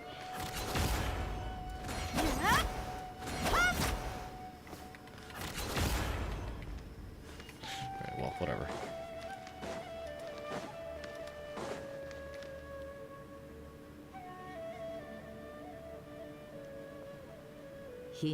Darker skin, scars, frequents the desert, and has ample combat experience. Nothing unusual about how he dresses or acts. What's that he's looking at? A coin? Interesting. Could that be how this contact paid him? Conveniently discreet for someone trying to hide any unexplained income, and yet could be highly valuable. Sorry to bother you. Has everyone here already left? I don't suppose you happen to see a lady wearing a hat? Ma'am, what are you doing in Caravan Rebot all by yourself? The main group evacuated some time ago. Didn't you pass them on the road? My friend and I lost some of our cargo along the way. I didn't want to miss out on potential business, so I told her to go on ahead and meet the client while I retraced our steps. I didn't think it would be so late by the time I found it. There was a terrible sandstorm. Guess it must have taken a wrong turn because I didn't see any large groups on the way here. Forgive me for asking, but just to be on the safe side, could you describe this friend of yours? Is she going to describe Nicole? Sure, she has blonde hair and she was wearing a hat and a white dress. You'd definitely know if you'd seen her. Yeah, it's Nicole. Yes, I think that does ring a bell. Ah, my apologies. During this exceptional time, the Corps of 30 are under orders to be extra cautious when dealing with unknown people, whoever they might be. I understand. Well, sir, is there anything else you need to know? If not, I'd better try and catch up with them. Hey, wait. You left a good while ago. Now, you'll never catch up with them on your own. Why don't we give you a ride? I'm here to collect the last few people anyway, so we have plenty of carts. We have plenty of carts, so one more won't be a problem. That'd be amazing. Traveling with the group will be much safer. I'll have to pay you for your trouble. Hey, let's not worry about the money for now. Wait here a moment. Once I'm done packing up, I'll take you to join the rest of the group. Is he gonna try and get rid of her? Bring her to the Fatui? She's gonna have to fight her way out or something. Alright, thanks. Let me know if you need a hand carrying anything. Wait, but you said, like, this cargo. I don't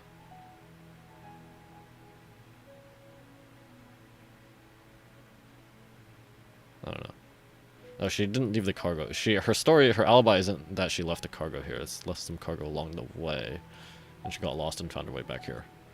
No need for that. I'm strong enough for both of us.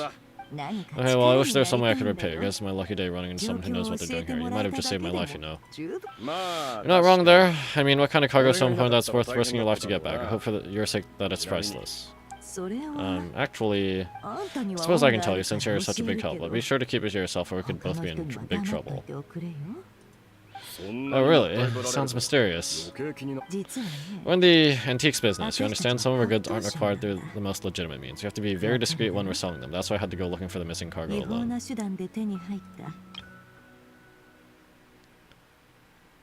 That doesn't sound like I suppose I can tell you since you've been such a big help. That doesn't sound... that sounds fake as frick. Obviously, we as the player knows it's all a lie, but still. No wonder. Well, ma'am, in that case, turns out that maybe there is something you could do for me. I'm all ears, but to be clear, our commission isn't cheap. Think carefully before you ask. We don't want to ruin our relationship before we even hit the road. I'm sure that won't be a problem. My issue is I have something that's a little difficult to sell on as well. Take a look at this. Oh, the coin, yeah. Yep, that he got paid with. The mercenary reveals the old coin in his hand. Thanks to her dealings in Oddcry, Nefer has seen plenty of antiques in her time and recognizes it as a very rare, high-value item. The ancient coin used to pay off the mercenary is made of pure gold. At first glance, it's hard to discern its country of origin. If sold to an astute collector, it would fetch a very high price. Pure gold. That's quite something. How do you come across it? Do you get out of some ancient tomb? If you look hard enough, there are many treasures to be found in the mausoleum of King Deshret. It has no distinction as 9 markings. That'll be why he's going with that story, and he clearly doesn't want to arouse suspicion, so he's on the lookout for an opportunity to make a quiet trade. Surely you have an existing business partner. Why don't they take it off your hands? I hope I won't be attracting the wrath of any of my competitors by helping you sell this. The shop I used to work with is having cash flow issues at the moment after losing some money. I'm under enough pressure as it is without having to deal with them.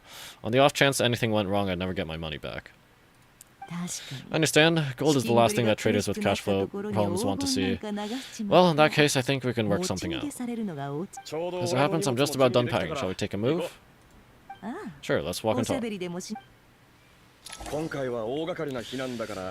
This evacuation was a huge operation. They needed a few people to stay behind and tie up loose ends, and I ended up being one of them. You're lucky you ran into us in time. I certainly am. I don't know how this happened. One thing led to another, and look how it ended up. I just hope our client doesn't get spooked and cancel their order.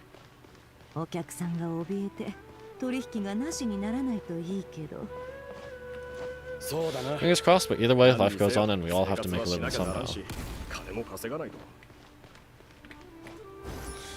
It's kind of funny how, like, the catalyst is basically the whatever, I guess. Well, actually, no. Chevreuse was also, like, she's a polearm, but she... No, she uses her polearm in combat, right? I think. And actually, Heizo was the first, I think, catalyst to just straight up use martial arts, or, like, to just punch and whatever. Instead of using, like, the catalyst itself. Like a book or something.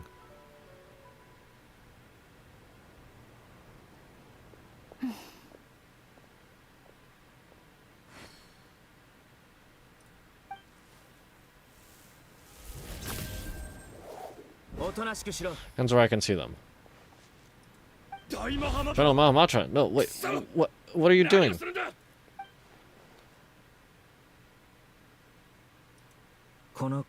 This is the coin? Good. Sadly, you won't have the chance to spend it. Nicely done. Looks like Samara's mantras are a well-oiled machine nowadays. Unmarked gold coins are quite difficult to trace. Thanks to you, we have secured the evidence. Here's what's gonna happen. Sino nods to the group, then turns and leaves with the suspect. Before long, he returns with the intel he got out of the suspect. Advanced interrogation. Southeast from here, leeward side of the hill, that's where he's meeting his contact. Great work. Candace tells me your interrogation skills are highly effective. It's gonna be like old Batman walking up to the crook with a cane after new Batman just tried to hang him over, dangling him over a ledge.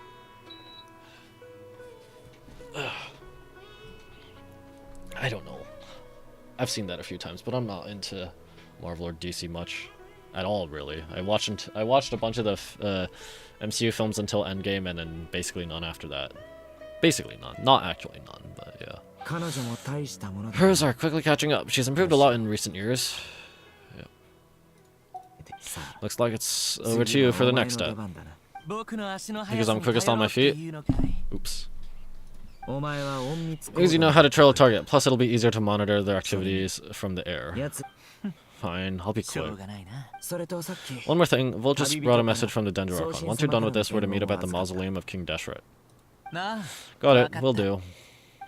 Are you sure you'll be okay on your own? I mean, unless they run into some big name, yeah, he's literally a puppet created by Raiden Shogun, or Raiden A, whatever. So, yeah. I don't know, maybe you should come with me. Like, he used to be a Harbinger. He is pretty strong, so yeah. Okay, then Paimon's coming with you. That was sarcasm. Really, you do know this is a stealth operation, right? Meaning you have to be quiet? Yeah. Paimon, are you sure about this? Why am I speaking? Well, Paimon at least wants to give it a shot. Like everyone says, if you never try, you never know. Oh my goodness. No, no, no. Besides, being the best guy in Teyvat has to count for something. This should be a piece of cake. What does that have to do with this? It's stealth. What does that have to do with guiding? And she's just gonna yell out whatever. Fine, join me if you want, but be warned, if anything goes wrong, I'll have to gag you and shove you into a bush. Yep. No need, Paimon will be super careful, promise. I don't believe you. I do not believe you. You've already shown to be a blabbermouth?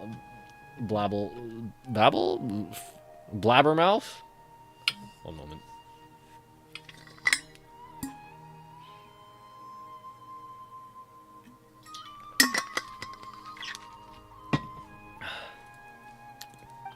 Good, then what are we waiting for? Let's go. Can Paimon even keep up, though? Ah, coming.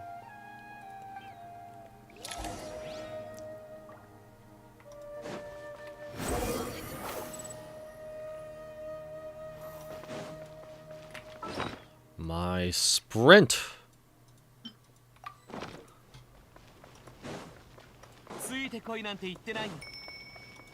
Wait, I do have to walk all the way over. Oh well. Kind of.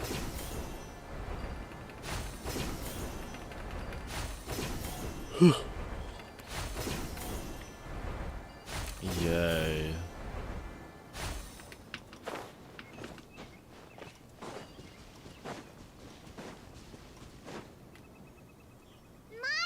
Hey, guy, wait up, slow down, will you? See, that's the problem!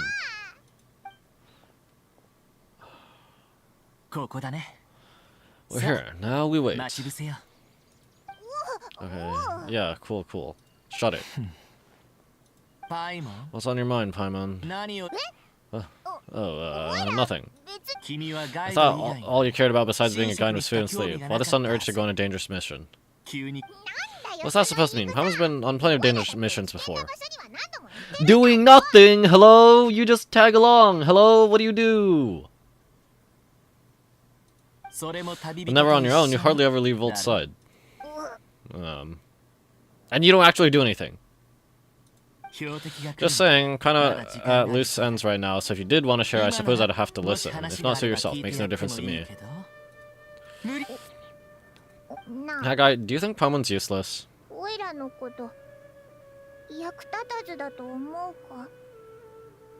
I mean, what do you do? Like, really? Like, when it comes to the actual adventuring and stuff, what do you do? Someone tell me, because I genuinely don't remember. What? Where's that coming from? When we were in Nodkai, Paimon suddenly realized something. Even though Paimon's with Volt every single day, whenever we face real danger, she can't do anything to help. Paimon doesn't get like this very often. She just got really scared when Volt got kidnapped last time. What if he never came back? What would Paimon do then? And then the more Paimon thought about it, the more useless she felt. But Paimon doesn't want to be a burden. Paimon wants to be a friend who's actually useful. Does that make any sense? You know that feeling of just being completely useless? Paimon probably sounds so ridiculous right now.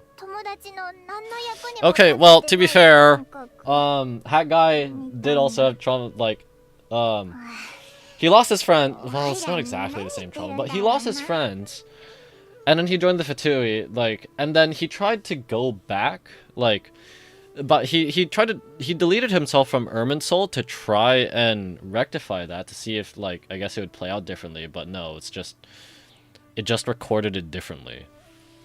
But his friends and whatever, they still died, so... What's happened? What's happened? That's the right person. Boy, dude, I know that feeling. Oh, that guy.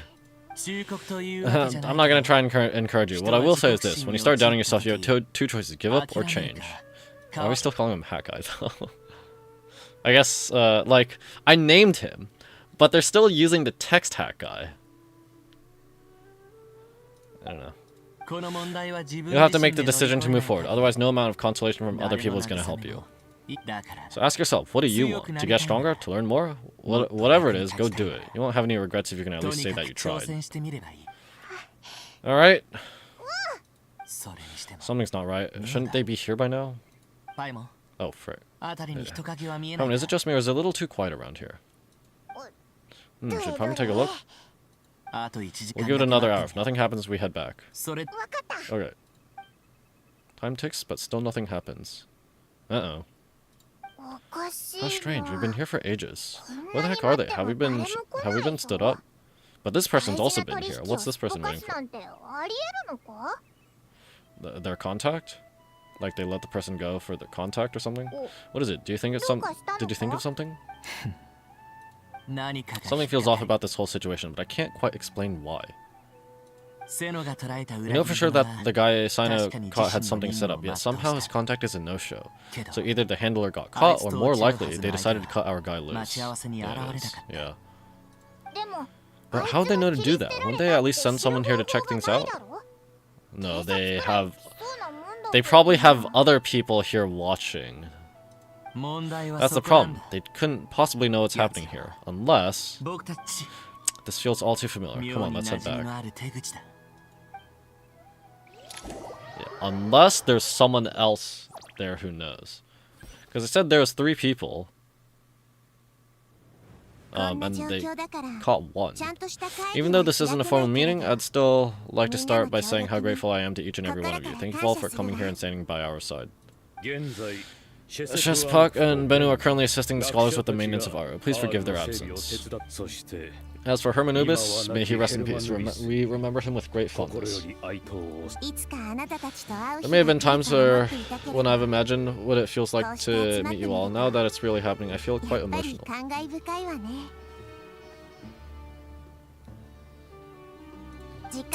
Time has taken many things away, but that which remains is all the more resilient. I must say, there is one thing that rather surprises me. You appear to be in good spirits, Celestial Lord Kusanali, but even so, I can sense that the life force given to you by the Dendro Dragon has far from fully resolved the problem of your vitality. So even Ophep's power didn't work? Don't worry, Paimon, it worked very well indeed. The issue is how closely I am tied to Irminsul. Until the problem with it is resolved, there's no way I can fully recover. Sumeru has undergone tremendous changes during your absence. When gods pass away, inevitably, people's faith in them grows weaker. You must have sensed it already. Your power is not what it once was. Regrettably, this is true. I too have grown weaker due to the effects of Irminsul. Right now, we're all in quite a sorry state. Then what do you suggest? We take all the help we can get. Sumeru is our shared home. You and I, gods and humans alike. We must unite all our strength in this moment.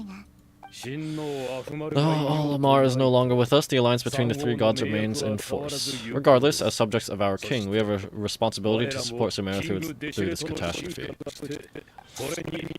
Not to mention that it was the people of Sumeru who helped release us from this prison of Aru. Times have changed, and the people of today possess greater wisdom than those of the past. You really know how to give a rousing speech, Godi. Now then, let us learn more about your plan. The brightest minds of the Sumeru Academia are busy opening and renovating Aru. Can they claim it has something to do with Irminsul? They claim it has something to do with Irminsul? Correct. Irminsul has existed in Teyvat since the very beginning, but during the Age of the Dragons, it did not possess the significance it holds today. After the Heavenly Principles arrived, the power of the Light Realm was divided into elemental energy, and Irminsul was refashioned as a device that records and preserves all information. Since then, everything in this world has been inextricably linked to it. As the Dendro Archon, I have a duty to protect Irminsul. To Sumeru, it is both a national treasure and, undeniably, a major threat. Teyvat has seen many upheavals in the past few years. The most recent of these was a major crisis in Nodcry, which forced Sumeru to be even more vigilant than usual. I made sure to monitor all the pathways through which an outsider could potentially transmit themselves into Irminsul, but despite my efforts, a major problem still arose within. I still believe that someone has actively invaded Irminsul, but rather than taking any of the pathways I referred to, the intruder chose instead to utilize the most direct route, and the only one that cannot be protected against, by entering Irminsul through death.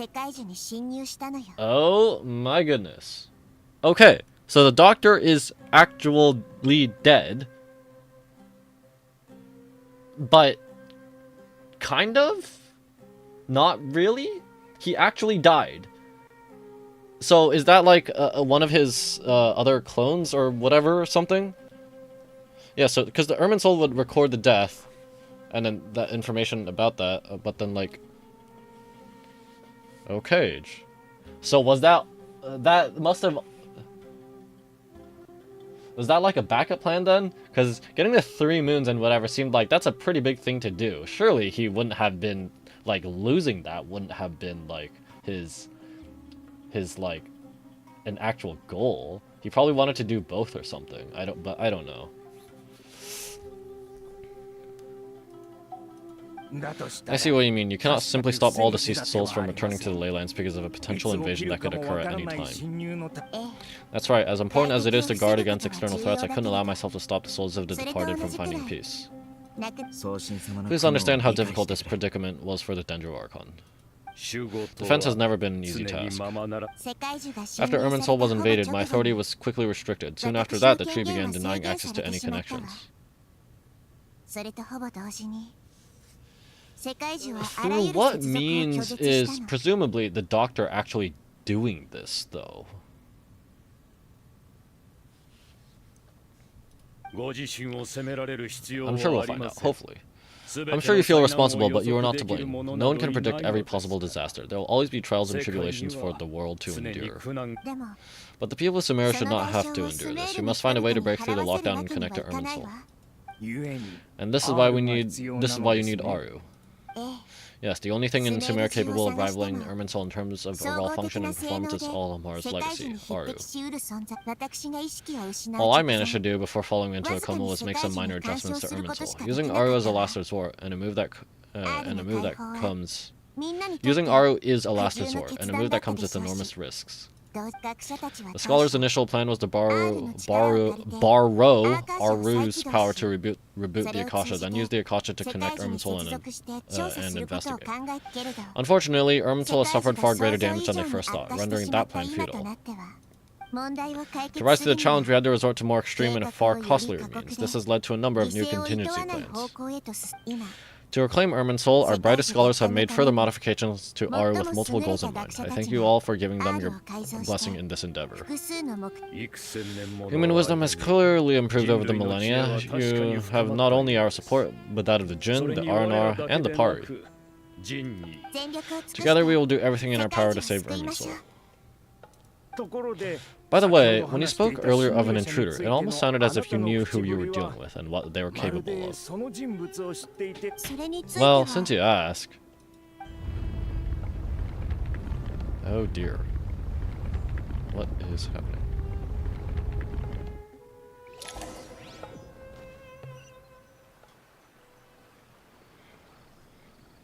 Oh, okay. Whoa! Irminsul is just suddenly growing. Oh, but this is the Irminsul that's gonna burn, isn't it? Sort of. The myriad paths, flux, and dissolution. Act 10. Okay, well, that's... Truth amongst the pages of Puran... That's literally the Sumeru chapter. Holy, okay.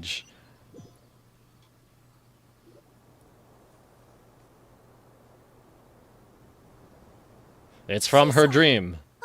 Master Chinari, what is that? Is this Irminsul? How'd this happen? What's going on inside? Luckily, we managed to evacuate everyone. What in the world was that? That was terrifying. Nahida, so this is the catastrophe she's been fighting against all this time?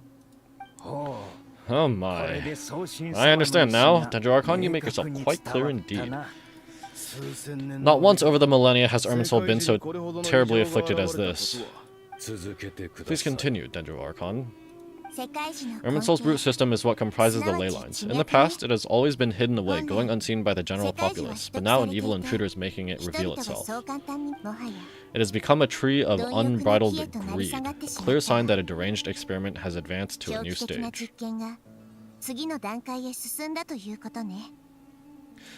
Like, this has to have been another plan, or like maybe like a backup plan to dying back in Nodcry. So it's like, I feel like it's like he genuinely wanted the power to 3 moons and whatever. And if he had like succeeded in going through with that, he would have found some other way to get to Irminsul, or maybe he would have done something with it and then offed himself to go into Irminsul. Because he already has the 3 moons for stuff. But I guess it's like but now it's like he failed to get the 3 moons, but that just means like, okay, don't have to worry about getting into Irminsul anymore. About like how to get into Irminsul. Is that how it is? Blasphemy. From where I stand, an experiment in the name of blasphemy sounds rather improper. But if we are to honor Dotori's will, this is what we must do.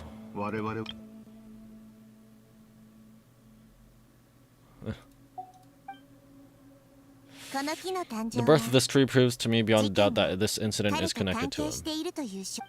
But to explain the situation in full, there is something I need to tell you about. In the most concise and precise language possible, Nahida explains what she knows about the second of the Futui Harbingers, the Doctor. His true name is Zandik, and his crimes are beyond all reckoning.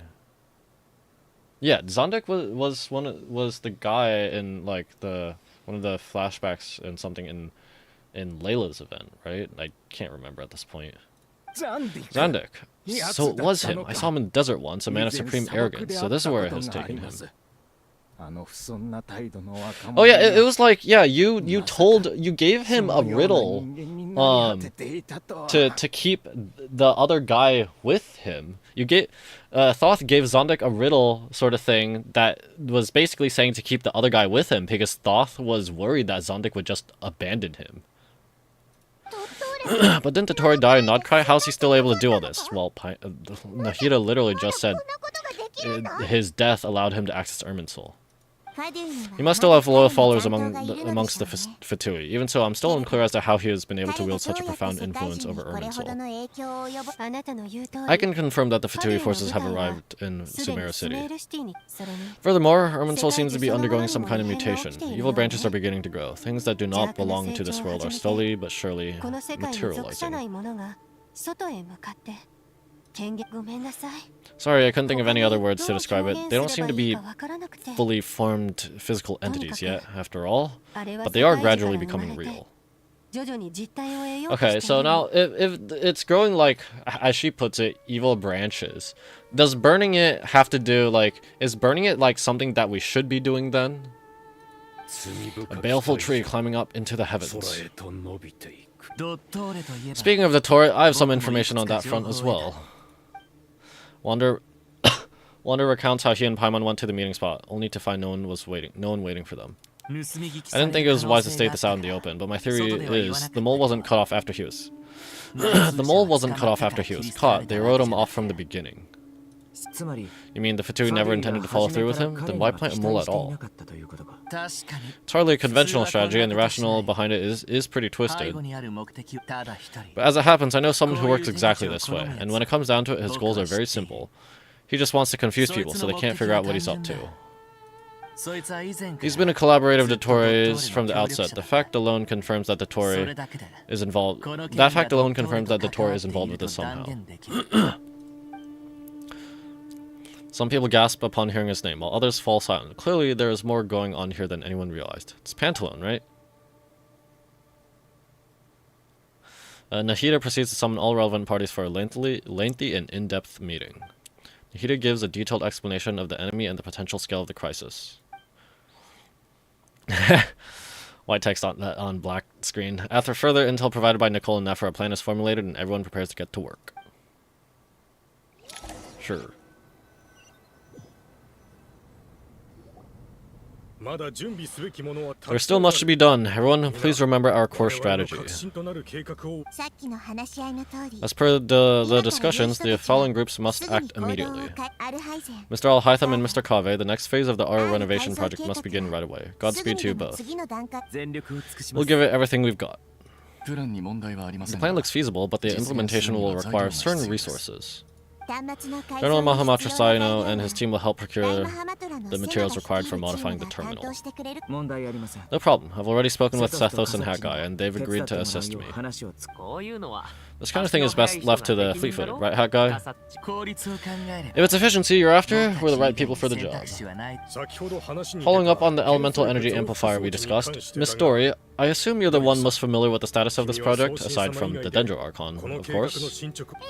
Yep, that's right, leave it to me, Lord Sangamabe. Got it. Well, I'd like Madame Farazan, Kale, and Nicole to support Dory on the technical side. You can count on us. Like, Kale on the technical side? Really? Will do. Rest assured, I'll take good care of Kale. Ah, the Hexen Circle love children. In, like, the caretaking way. Dea, Candace, and Nefer, you'll be in charge of negotiating between the various parties. I trust you remember our goal. You bet, we can handle it. Where's Jet? Also, Candace finally showed up. Good, I believe that covers everything. Tanari will provide ad hoc support as needed, if that's okay. Poor Tanari, must be tough being a novice student getting bossed around all day every day. Hey, don't try and drive a wedge between us, you old rascal. All it says to me is that Master Nephis has faith in everyone's abilities. While I'm normally hero's backup, I doubt there will be many situations where my help is needed. Exactly. Finally, Volt, you and I will head to the border between Samaro and Natlan. Oh? Why there? Once that task is complete, I'll be asking some of you to accompany me to the Eternal Oasis. Why Natlan? There's like an invisible wall, so he can't actually get any external help. The Eternal Oasis? I thought that was just a legend, so it does exist after all. Regarding your trip to Natlan, under normal circumstances, meeting between the two nations would be a far more formal affair. Unfortunately, Samaro is all but completely cut off from the outside world at present. So, regretfully, we won't be able to give the Paro Archon Mavleka the grand reception that she deserves. My apologies for the inconvenience. Okay, but, like, that doesn't explain how, like, you say it's cut off. So, like, we can't, like, give a... Okay, it's cut off, but it's, like, not only will we not be able to give Mavleka some reception, it's also, how are we going to be able to meet at all if there's a barrier? No, not a problem. We'll do our utmost. No point in putting too much pressure on yourselves. That goes for everyone. Right, especially you, Dendro Archon. I'm sure you're still feeling quite weak. Don't worry about me. The Dendro Dragon's life force will sustain me. Plus, we'll be there every step of the way. Nahida will be just fine. Yes, I believe in myself, and I believe in every one of you. Well, time to get going. I'm going to disappear for a moment. Ah, I'm almost out of water.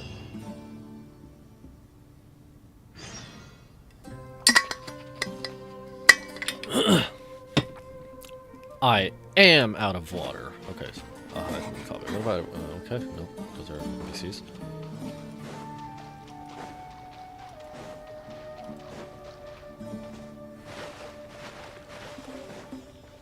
Also, was it just me, or was it kind of weird that, like, when everyone was working on this, they're just standing in this water?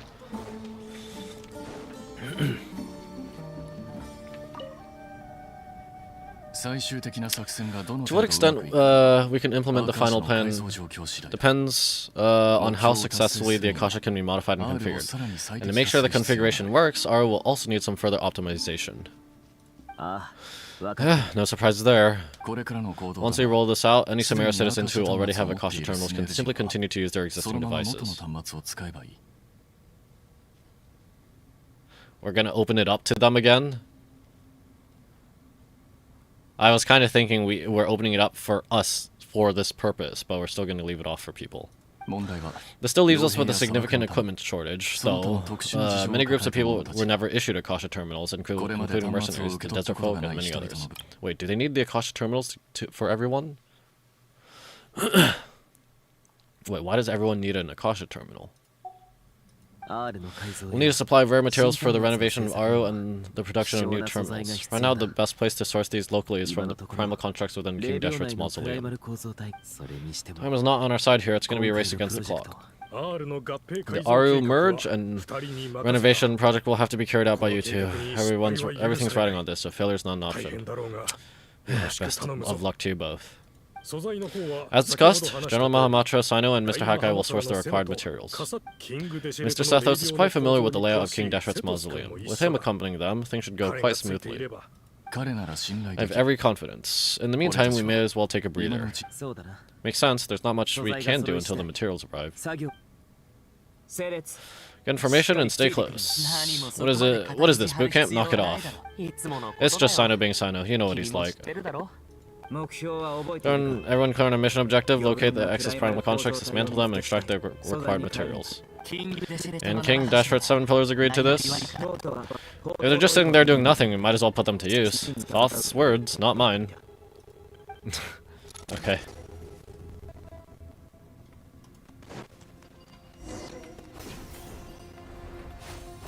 What if I fall in? Do I lose my energy if I fall in? I don't even lose any health, okay.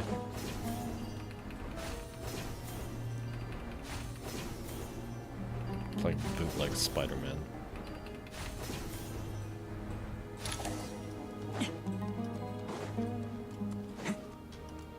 I don't remember how Sethos works.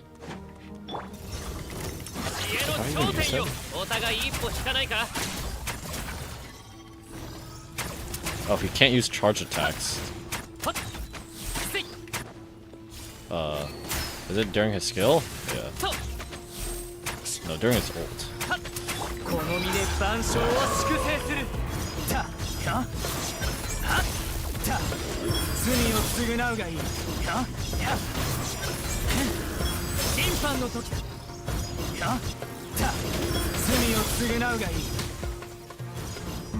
Yo, stop being invisible.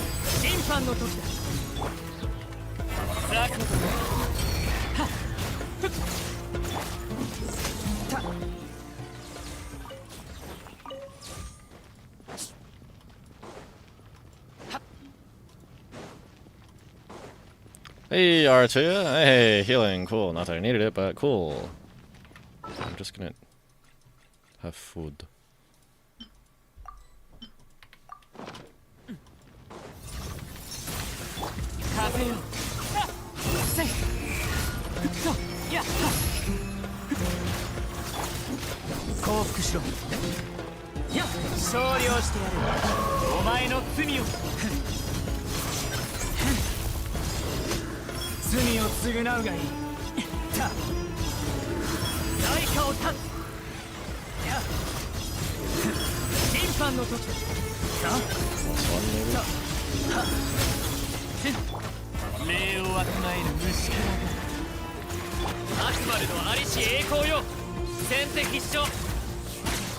I don't know what he does.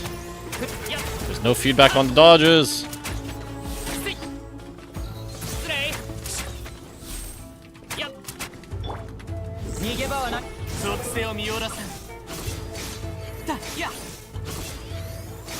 No, if you could... Never mind. These devices should still be usable even though they're broken down. Let's take them back for the others to review.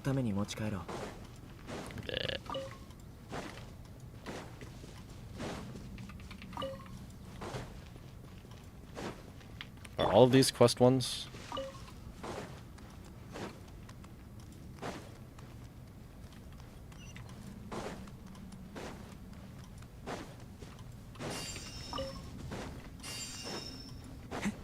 Thank you. Oh.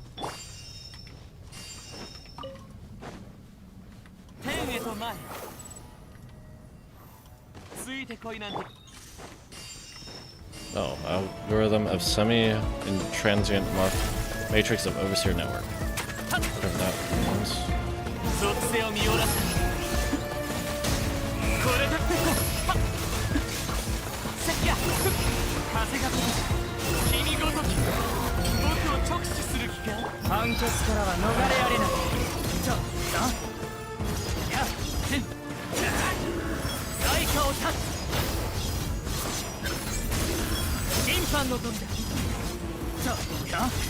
System Shock.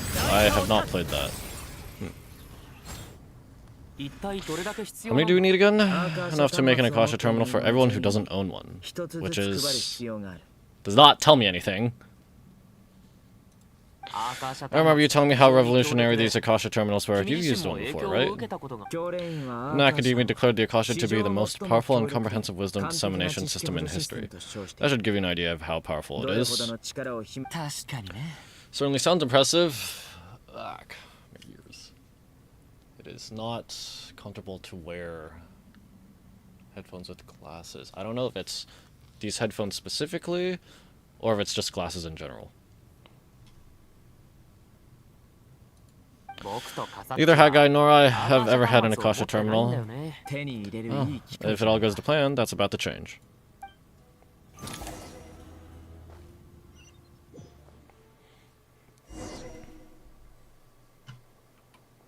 I'm Dory? Why?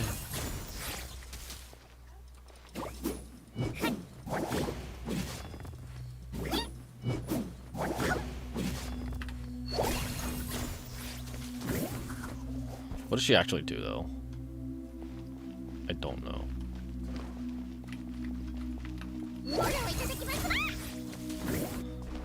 I'm not a fan of how all the small models have the child run like that.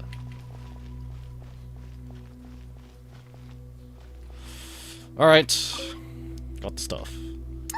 Oh goody! Thank you so much for handling the delivery. What a long way it was. You really outdone yourselves. I'm well aware what a bumpy, dangerous journey it must have been.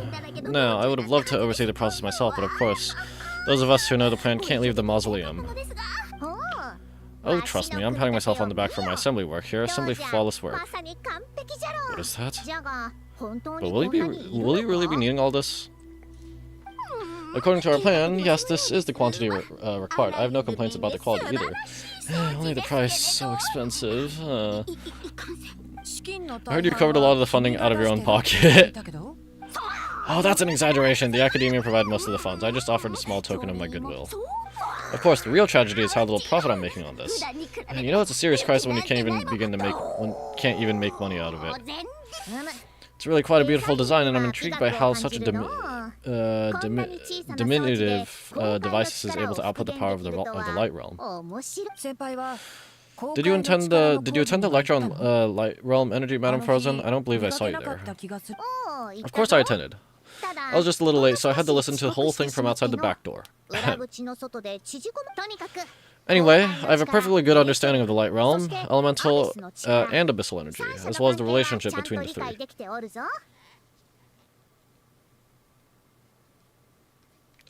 Frick. Sorry.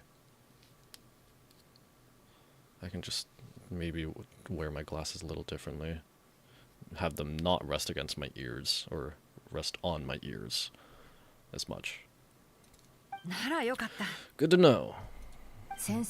Master told me in private that the conversion process between light realm energy and elemental energy involves highly classified knowledge that shouldn't be disseminated too widely. But even so, the scholars still shared said information. Well, you can't enforce a rule that everyone breaks. Is that the idea? At first, the Dendro Archon was reluctant to explain it in great depth for safety reasons. Later, she came to terms with it and simply informed my master that we would all have to face the question of survival together. To protect someone from such dangerous means keeping them in the dark, but for someone to know and embody the wisdom within, they must understand its very essence. It's an information hazard. We're exposed to danger just by knowing the facts, and just like bait, it lures us into offering us the solution to our problems. But if not careful, you'll end up pursuing it down a dark path. A tricky problem, but today the big problem has been broken down into many smaller, more trivial ones. Or this big problem. What do you mean? Ah, I get it. For instance, you and I share secret knowledge, while she and I take on the risks of life, death and fate. Something like that? I do not follow. Hey, what? This is not what I call a trivial problem. Well, as they often say in Valhamana, an event that is monumental to the individual is negligible in the grand scheme of history. Generally, the fate of the individual is an insignificant affair. Being from Amerta, where the subject of our research tends to be a lot more personal, I have to disagree. It's hard to dismiss the individual as insignificant. In other words, the big problem of survival has been broken down into many small interconnected factors, and each one of us represents one of those factors. When the same secret is shared with a group of people, the same fate binds them together. Most people would find this unimaginable, but to us scholars, this is the path that is always beckoned to us. Sharing knowledge is a good way to fight against fate. I'll always believe in that. Where's Jet? Alright, I think that's everything. Thanks a lot, but don't go anywhere just yet. I'll still be needing you to calibrate the equipment.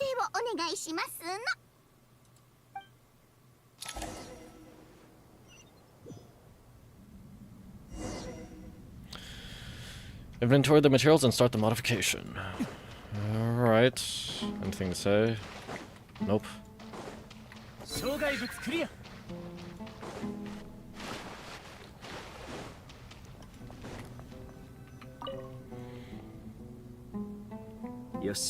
Okay, the materials are ready. We can proceed with the next phase.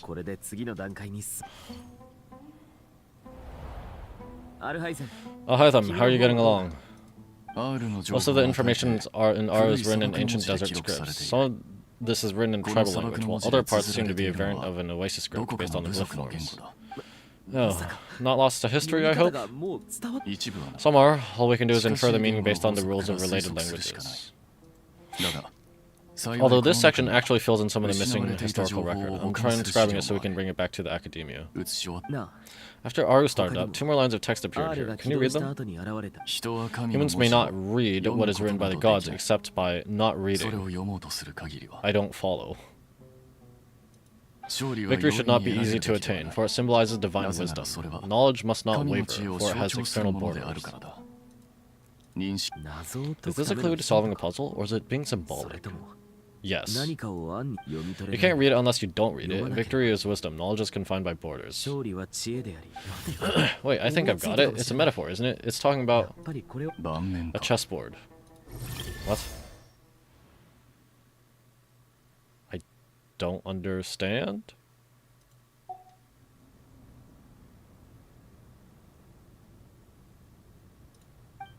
That's hardly a chessboard, though. You were right. The youth of today are skilled at solving riddles. I don't follow. I don't understand. Have the secrets buried in the desert not been unearthed over the years all the same? Since ours is a place reachable through wisdom, this day was bound to come sooner or later. I've always been against overly cryptic sentences. Don't you get tired of reading and writing all that?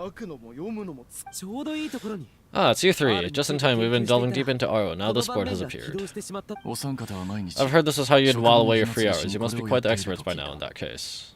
It is true, King Deshret's chess games are some of the most well-loved of all his wonderful creations. If you have ever been to Shatranj, you may well be familiar with the chess pieces you see here. Is this chessboard supposed to be another visualization of the interior of Aru, then? Naturally. Visitors, everything is ready. Only by completing the challenge on the board in accordance with the rules will we be permitted to overwrite Aru. 1 second, it's not dangerous, is it? Oh, very. Dangerous? Well, yes, of course. I should be the one to go then. Wait for me here. Sounds like the self-confidence of our present company has rubbed off on you. Don't be ridiculous. I'm your upperclassman. That means I have to look out for you.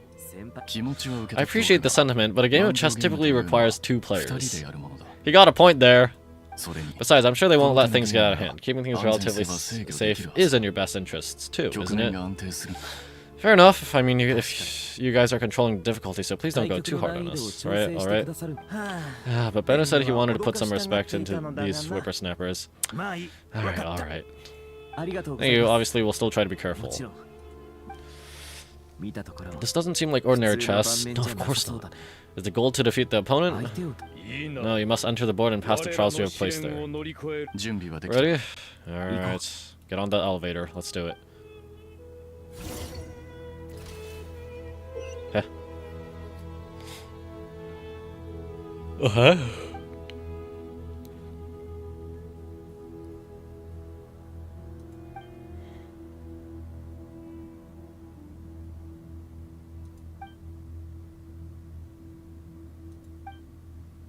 What am I supposed to do? Where's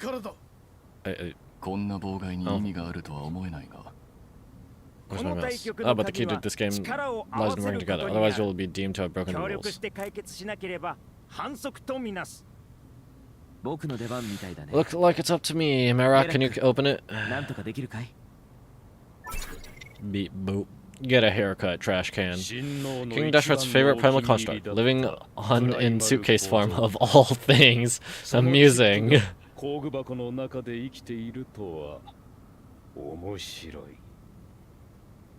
Excellent work. What? Oh, I see. Wait, so what am I supposed to do? What exactly am I supposed to do?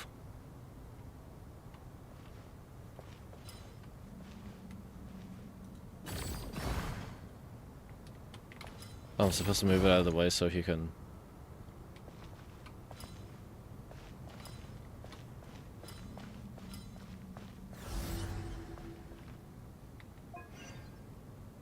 Oh.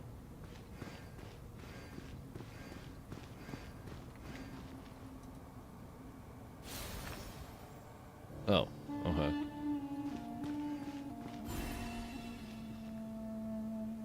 Sure.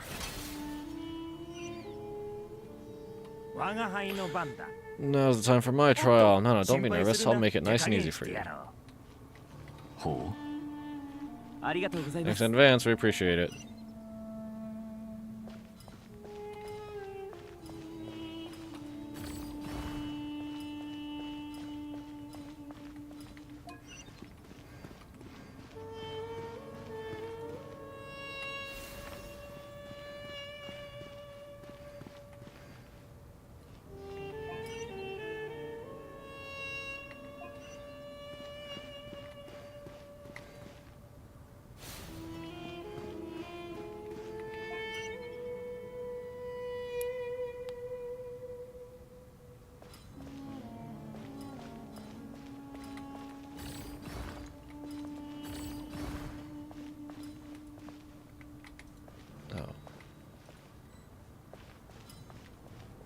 Oh, did I mess it up? I might have messed it up.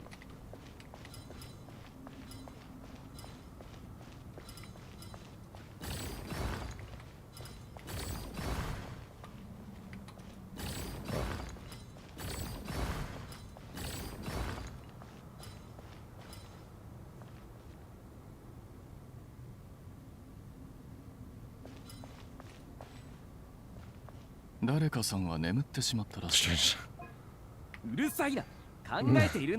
Yeah, I think I messed it up. Right. I don't want to lower the difficulty.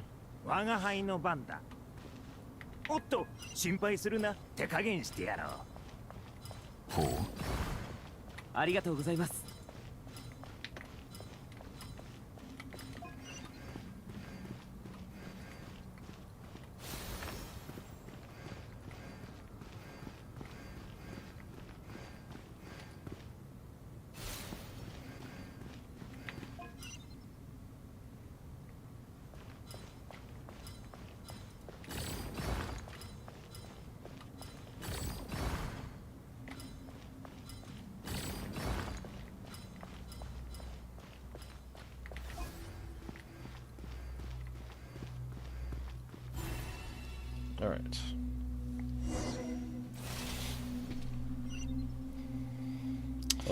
I was kidding. Don't you think this is, don't you think this all rather inappropriate? Something that's fair. Don't expect me to follow your lead.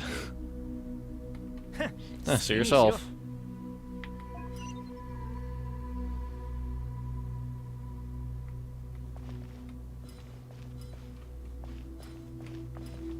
It doesn't make a difference whether I push this up or down.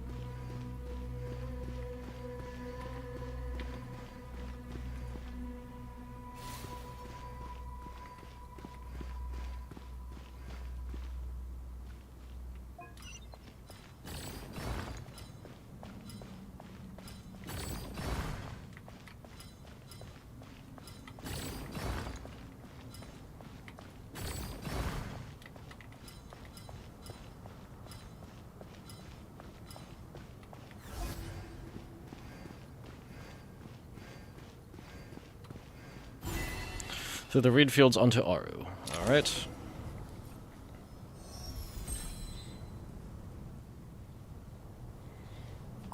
Done.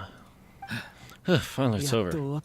But seriously, that was incredible. Standing on the chessboard felt completely different from standing on solid ground. You did that before already. And also... Oh, sorry, I'll save my thoughts for later. Thanks to the three of you for helping us out with this. Is it just me, or were you giving us quite a lot of guidance along the way? We made but a humble contribution. You lived up to our expectations. Bravo, our aid was not given for naught. In addition to the existing functions, I'd like to ask you for another favor. Since Aru's interference shield can cover the entirety of the mausoleum, it should be possible to extend its range even further. Perhaps you can find a way. So building upon the existing functions to... Ah, I'm with you. Imagine for a moment, what would the ideal outcome look like if this function were compatible with the devices? I agree, this is the best solution possible. Please everyone, we beg you to help us. Me, oh my. Well, since you ask so very nicely, I suppose. Goody? Krako? What do you say? Naturally.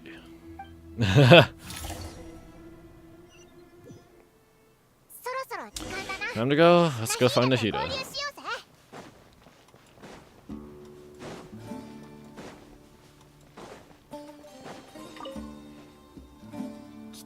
There you are. Miss Nicole truly is an angel. She shows great wisdom in guiding others, and she has already sent word to Notla on our behalf. How? Again, how? I'm okay. I mean, you can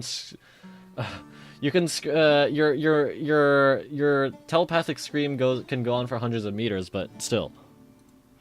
She said that while the other members of the Hexen Circle are busy with important work, she is quite free, and she's more than willing to accompany the people of Sumeru for the entire journey. Oh, what's Alice and Barbeloff doing? What's oh my goodness. What's Rhine-daughter doing? That's Nicole, alright? Always super patient and loves to help everyone out. She's the best. She is. So kind and enthusiastic. Well, time for us to get going. Let's head out.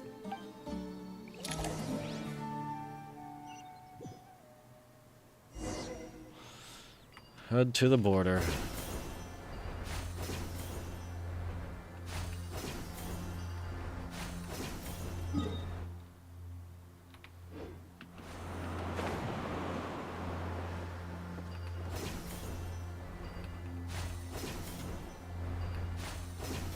Are these grapple points like here normally?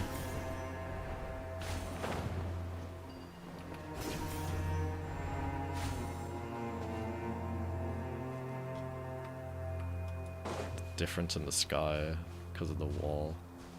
Oh no, that's just the wall. It's not even the sky. The wall is, yeah, making everything a little bit darker.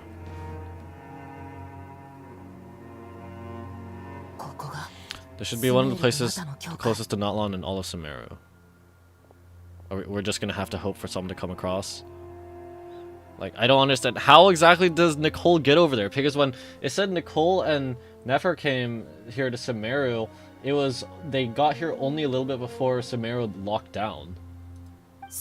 There's the barrier Nicole and Nefer mentioned. It completely cuts this nation off from the others. Yeah, so how did Nicole get across? Well, why? Why separate you from the rest of the world now, specifically? There's Celestia. And if I'm not mistaken, Irminsul was polluted once before, wasn't it? From forbidden knowledge, yes, that's what the... had to delete Ruka who? From it. Rakashava mushrooms or something. I think that's right, the forbidden knowledge was terminated, but the fact that Irminsul was polluted should remain unchanged. Hello!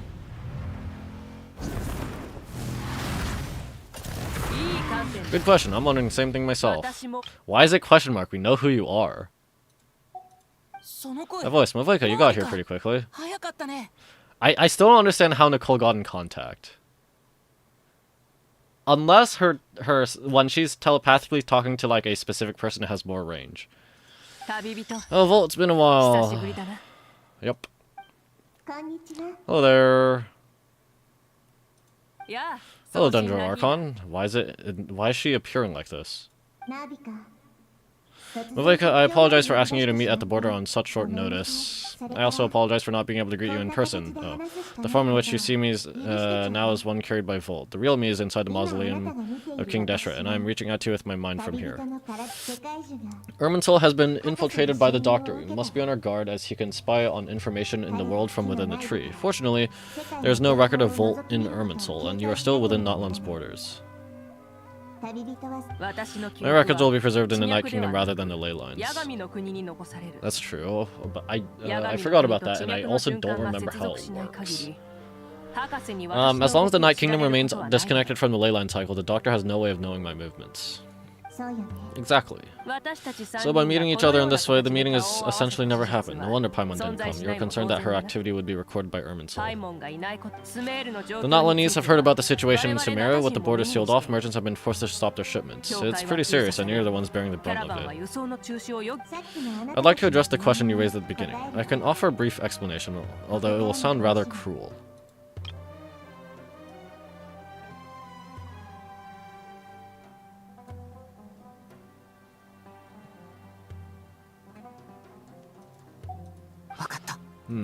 The question of why Sumeru was cut off? I don't reach this conclusion gladly, but Irminsul predates the Heavenly Principles. It existed long ago when the dragons of Notland were at the height of their power. So even when the people of Sumeru became ill because of pollution, it was not a critical issue from the perspective of Irminsul itself. As long as it continues to function normally, the barrier will not be activated. But this time, the Doctor's invasion has directly affected the tree. That is what caused the barrier to deploy. The Heavenly Principles established a rule that when Irminsul is plunged into grave danger, a portion of power will be reserved to isolate Sumeru. That way, even if Sumeru is destroyed, the outside world at least has time to catch its breath. We'd certainly need it. The Heavenly Principles created almost everything that exists in Teyvat today. To them, preserving the existence of the world and its inhabitants takes priority over protecting Sumeru.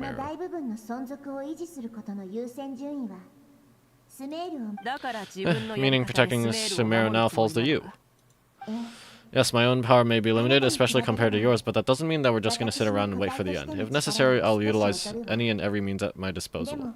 Nicole of the Heckin Circle didn't exactly say what this meeting was about, but after hearing everything you've said so far, I think I can guess where this is going. Are we gonna get to, like, why Notland exactly is getting involved? Because of the ley lines somehow? It's closest to the ley lines, except the stuff is going to the Night Kingdom, which unfortunately I don't quite remember how that works. Glowing Slobber. Yeah. Oh, yeah. That's right, Nahida and I discussed it at length. We both know how presumptuous this is, but you need the Pyronosis, don't you?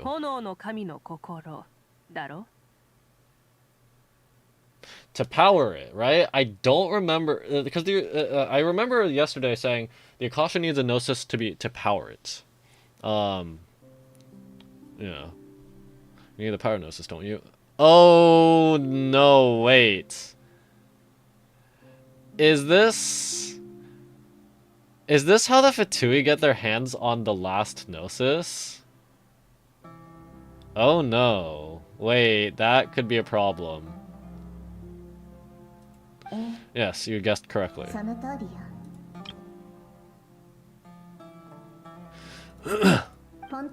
Originally, I only intended to borrow it, but the situation is far graver than I foresaw. So, instead, what I ask of you is this, to please give the power gnosis to Sumeru.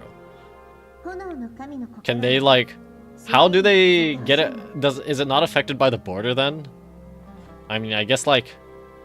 Sound, air is clearly not affected by the border.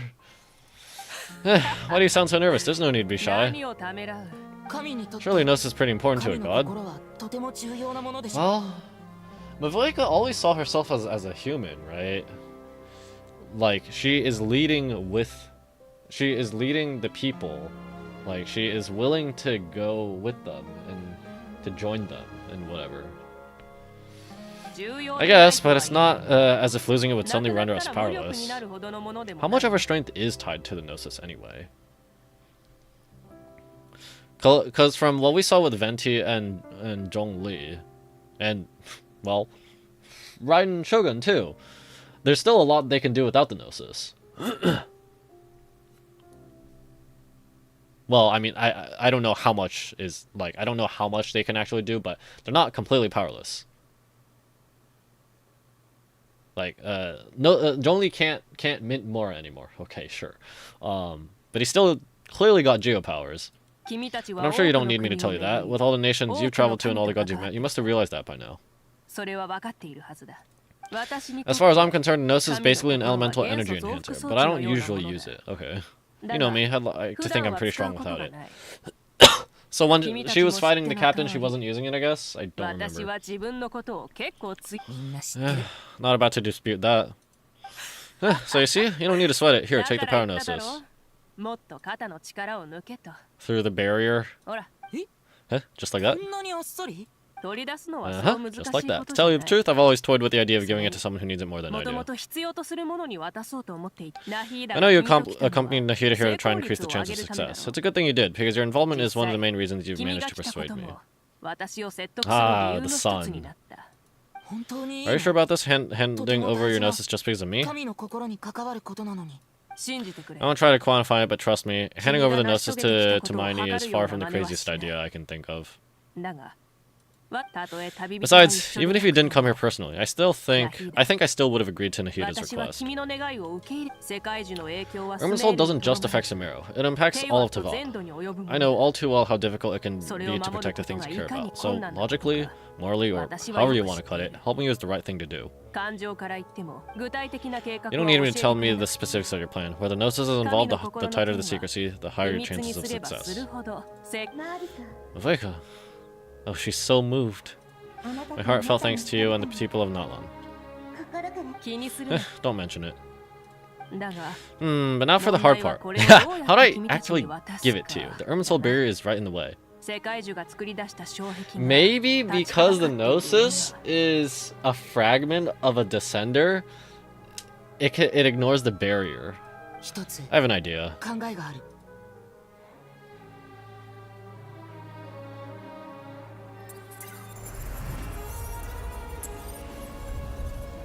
Because he's a Descender. Irminsul, as far as Irminsul is concerned, he does not exist. Just as I thought. Huh, incredible. What'd you do? Just made a lucky guess. This seems to happen quite a lot. Things that apply to everyone else don't seem to apply to me. I figured the same might be true here.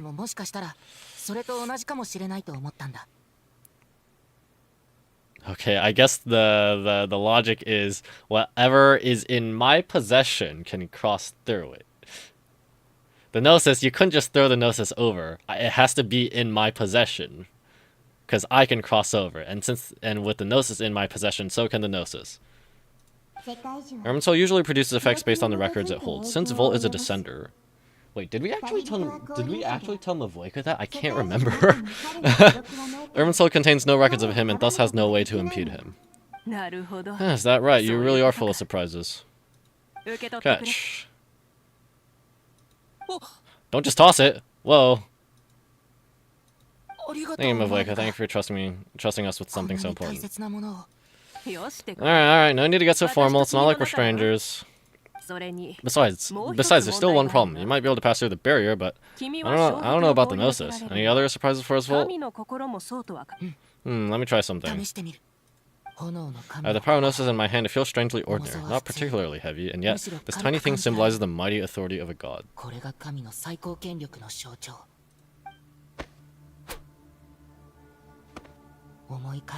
I need to think hard about my memories of Pyro, my memories of journeying through Natla, and all those important experiences I've had. I'm not sure where this is going. I don't know how this is going. The Gnosis disappeared. Volt, are you alright? Does this have anything to do with how I put the moon marrow in me? Cause I don't think I understood that either. I don't understand how I make the Gnosis disappear like this. I'm fine. Power Gnosis disappeared into my body, just like Phlogiston. Okay, there we go. I guess. Maybe it resonates with you because you mastered the power of Phlogiston. You might not be recording the ley lines, but you're still our Tumini.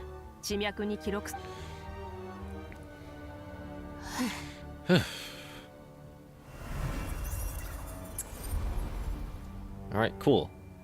Has no physical presence, so it cannot stop me. Amazing, I made it back through with the Gnosis. Now I can pull it out again. Please allow me to express my gratitude once again, Mufweka. Pleasure. Well, I've given you all the help I can. The rest is up to you. Good luck. Fist bump. Through the barrier. Kind of. We won't let you down. Yeah, we aren't about to lose.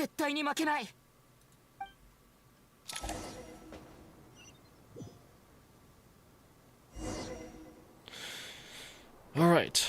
Tower of Wisdom, Folly. Where was it? Was it that one? It was that, right? Yeah. Nihiro. Well, Paimon, how are you feeling? Pamon's a teensy bit nervous, but only a teeny tiny bit. Seems like she's gotten way braver over the last few years, huh? Of course, after all the adventures you've had with Volt, I'm sure you've gained a lot of experience and grown as a person. I'm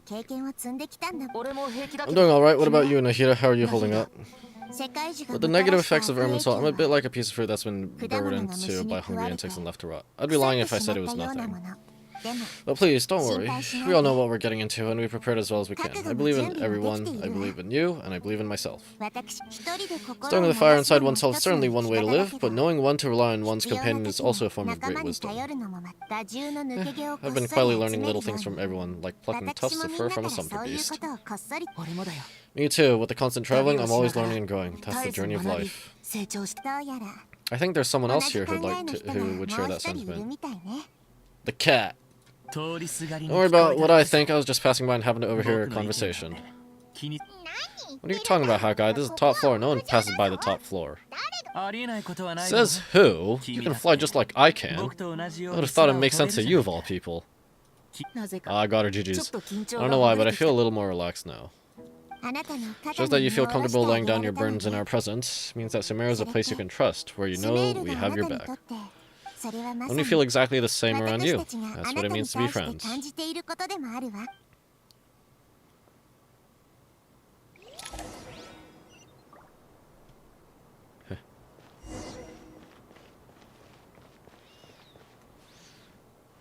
Okay, it has been 2.5 hours, and I did start a little later than I would have liked, so it is 15 minutes until 12. This is kind of an okay stopping point. Saved, yeah. This is kind of an okay stopping point, so I'm going to leave it off for here. Again, as is the setup, as like, I guess as makes sense for a setup for the big stuff. A lot of talking, not a lot of actual doing. But I get the gist of it is like it's simple enough if you understand. So yeah.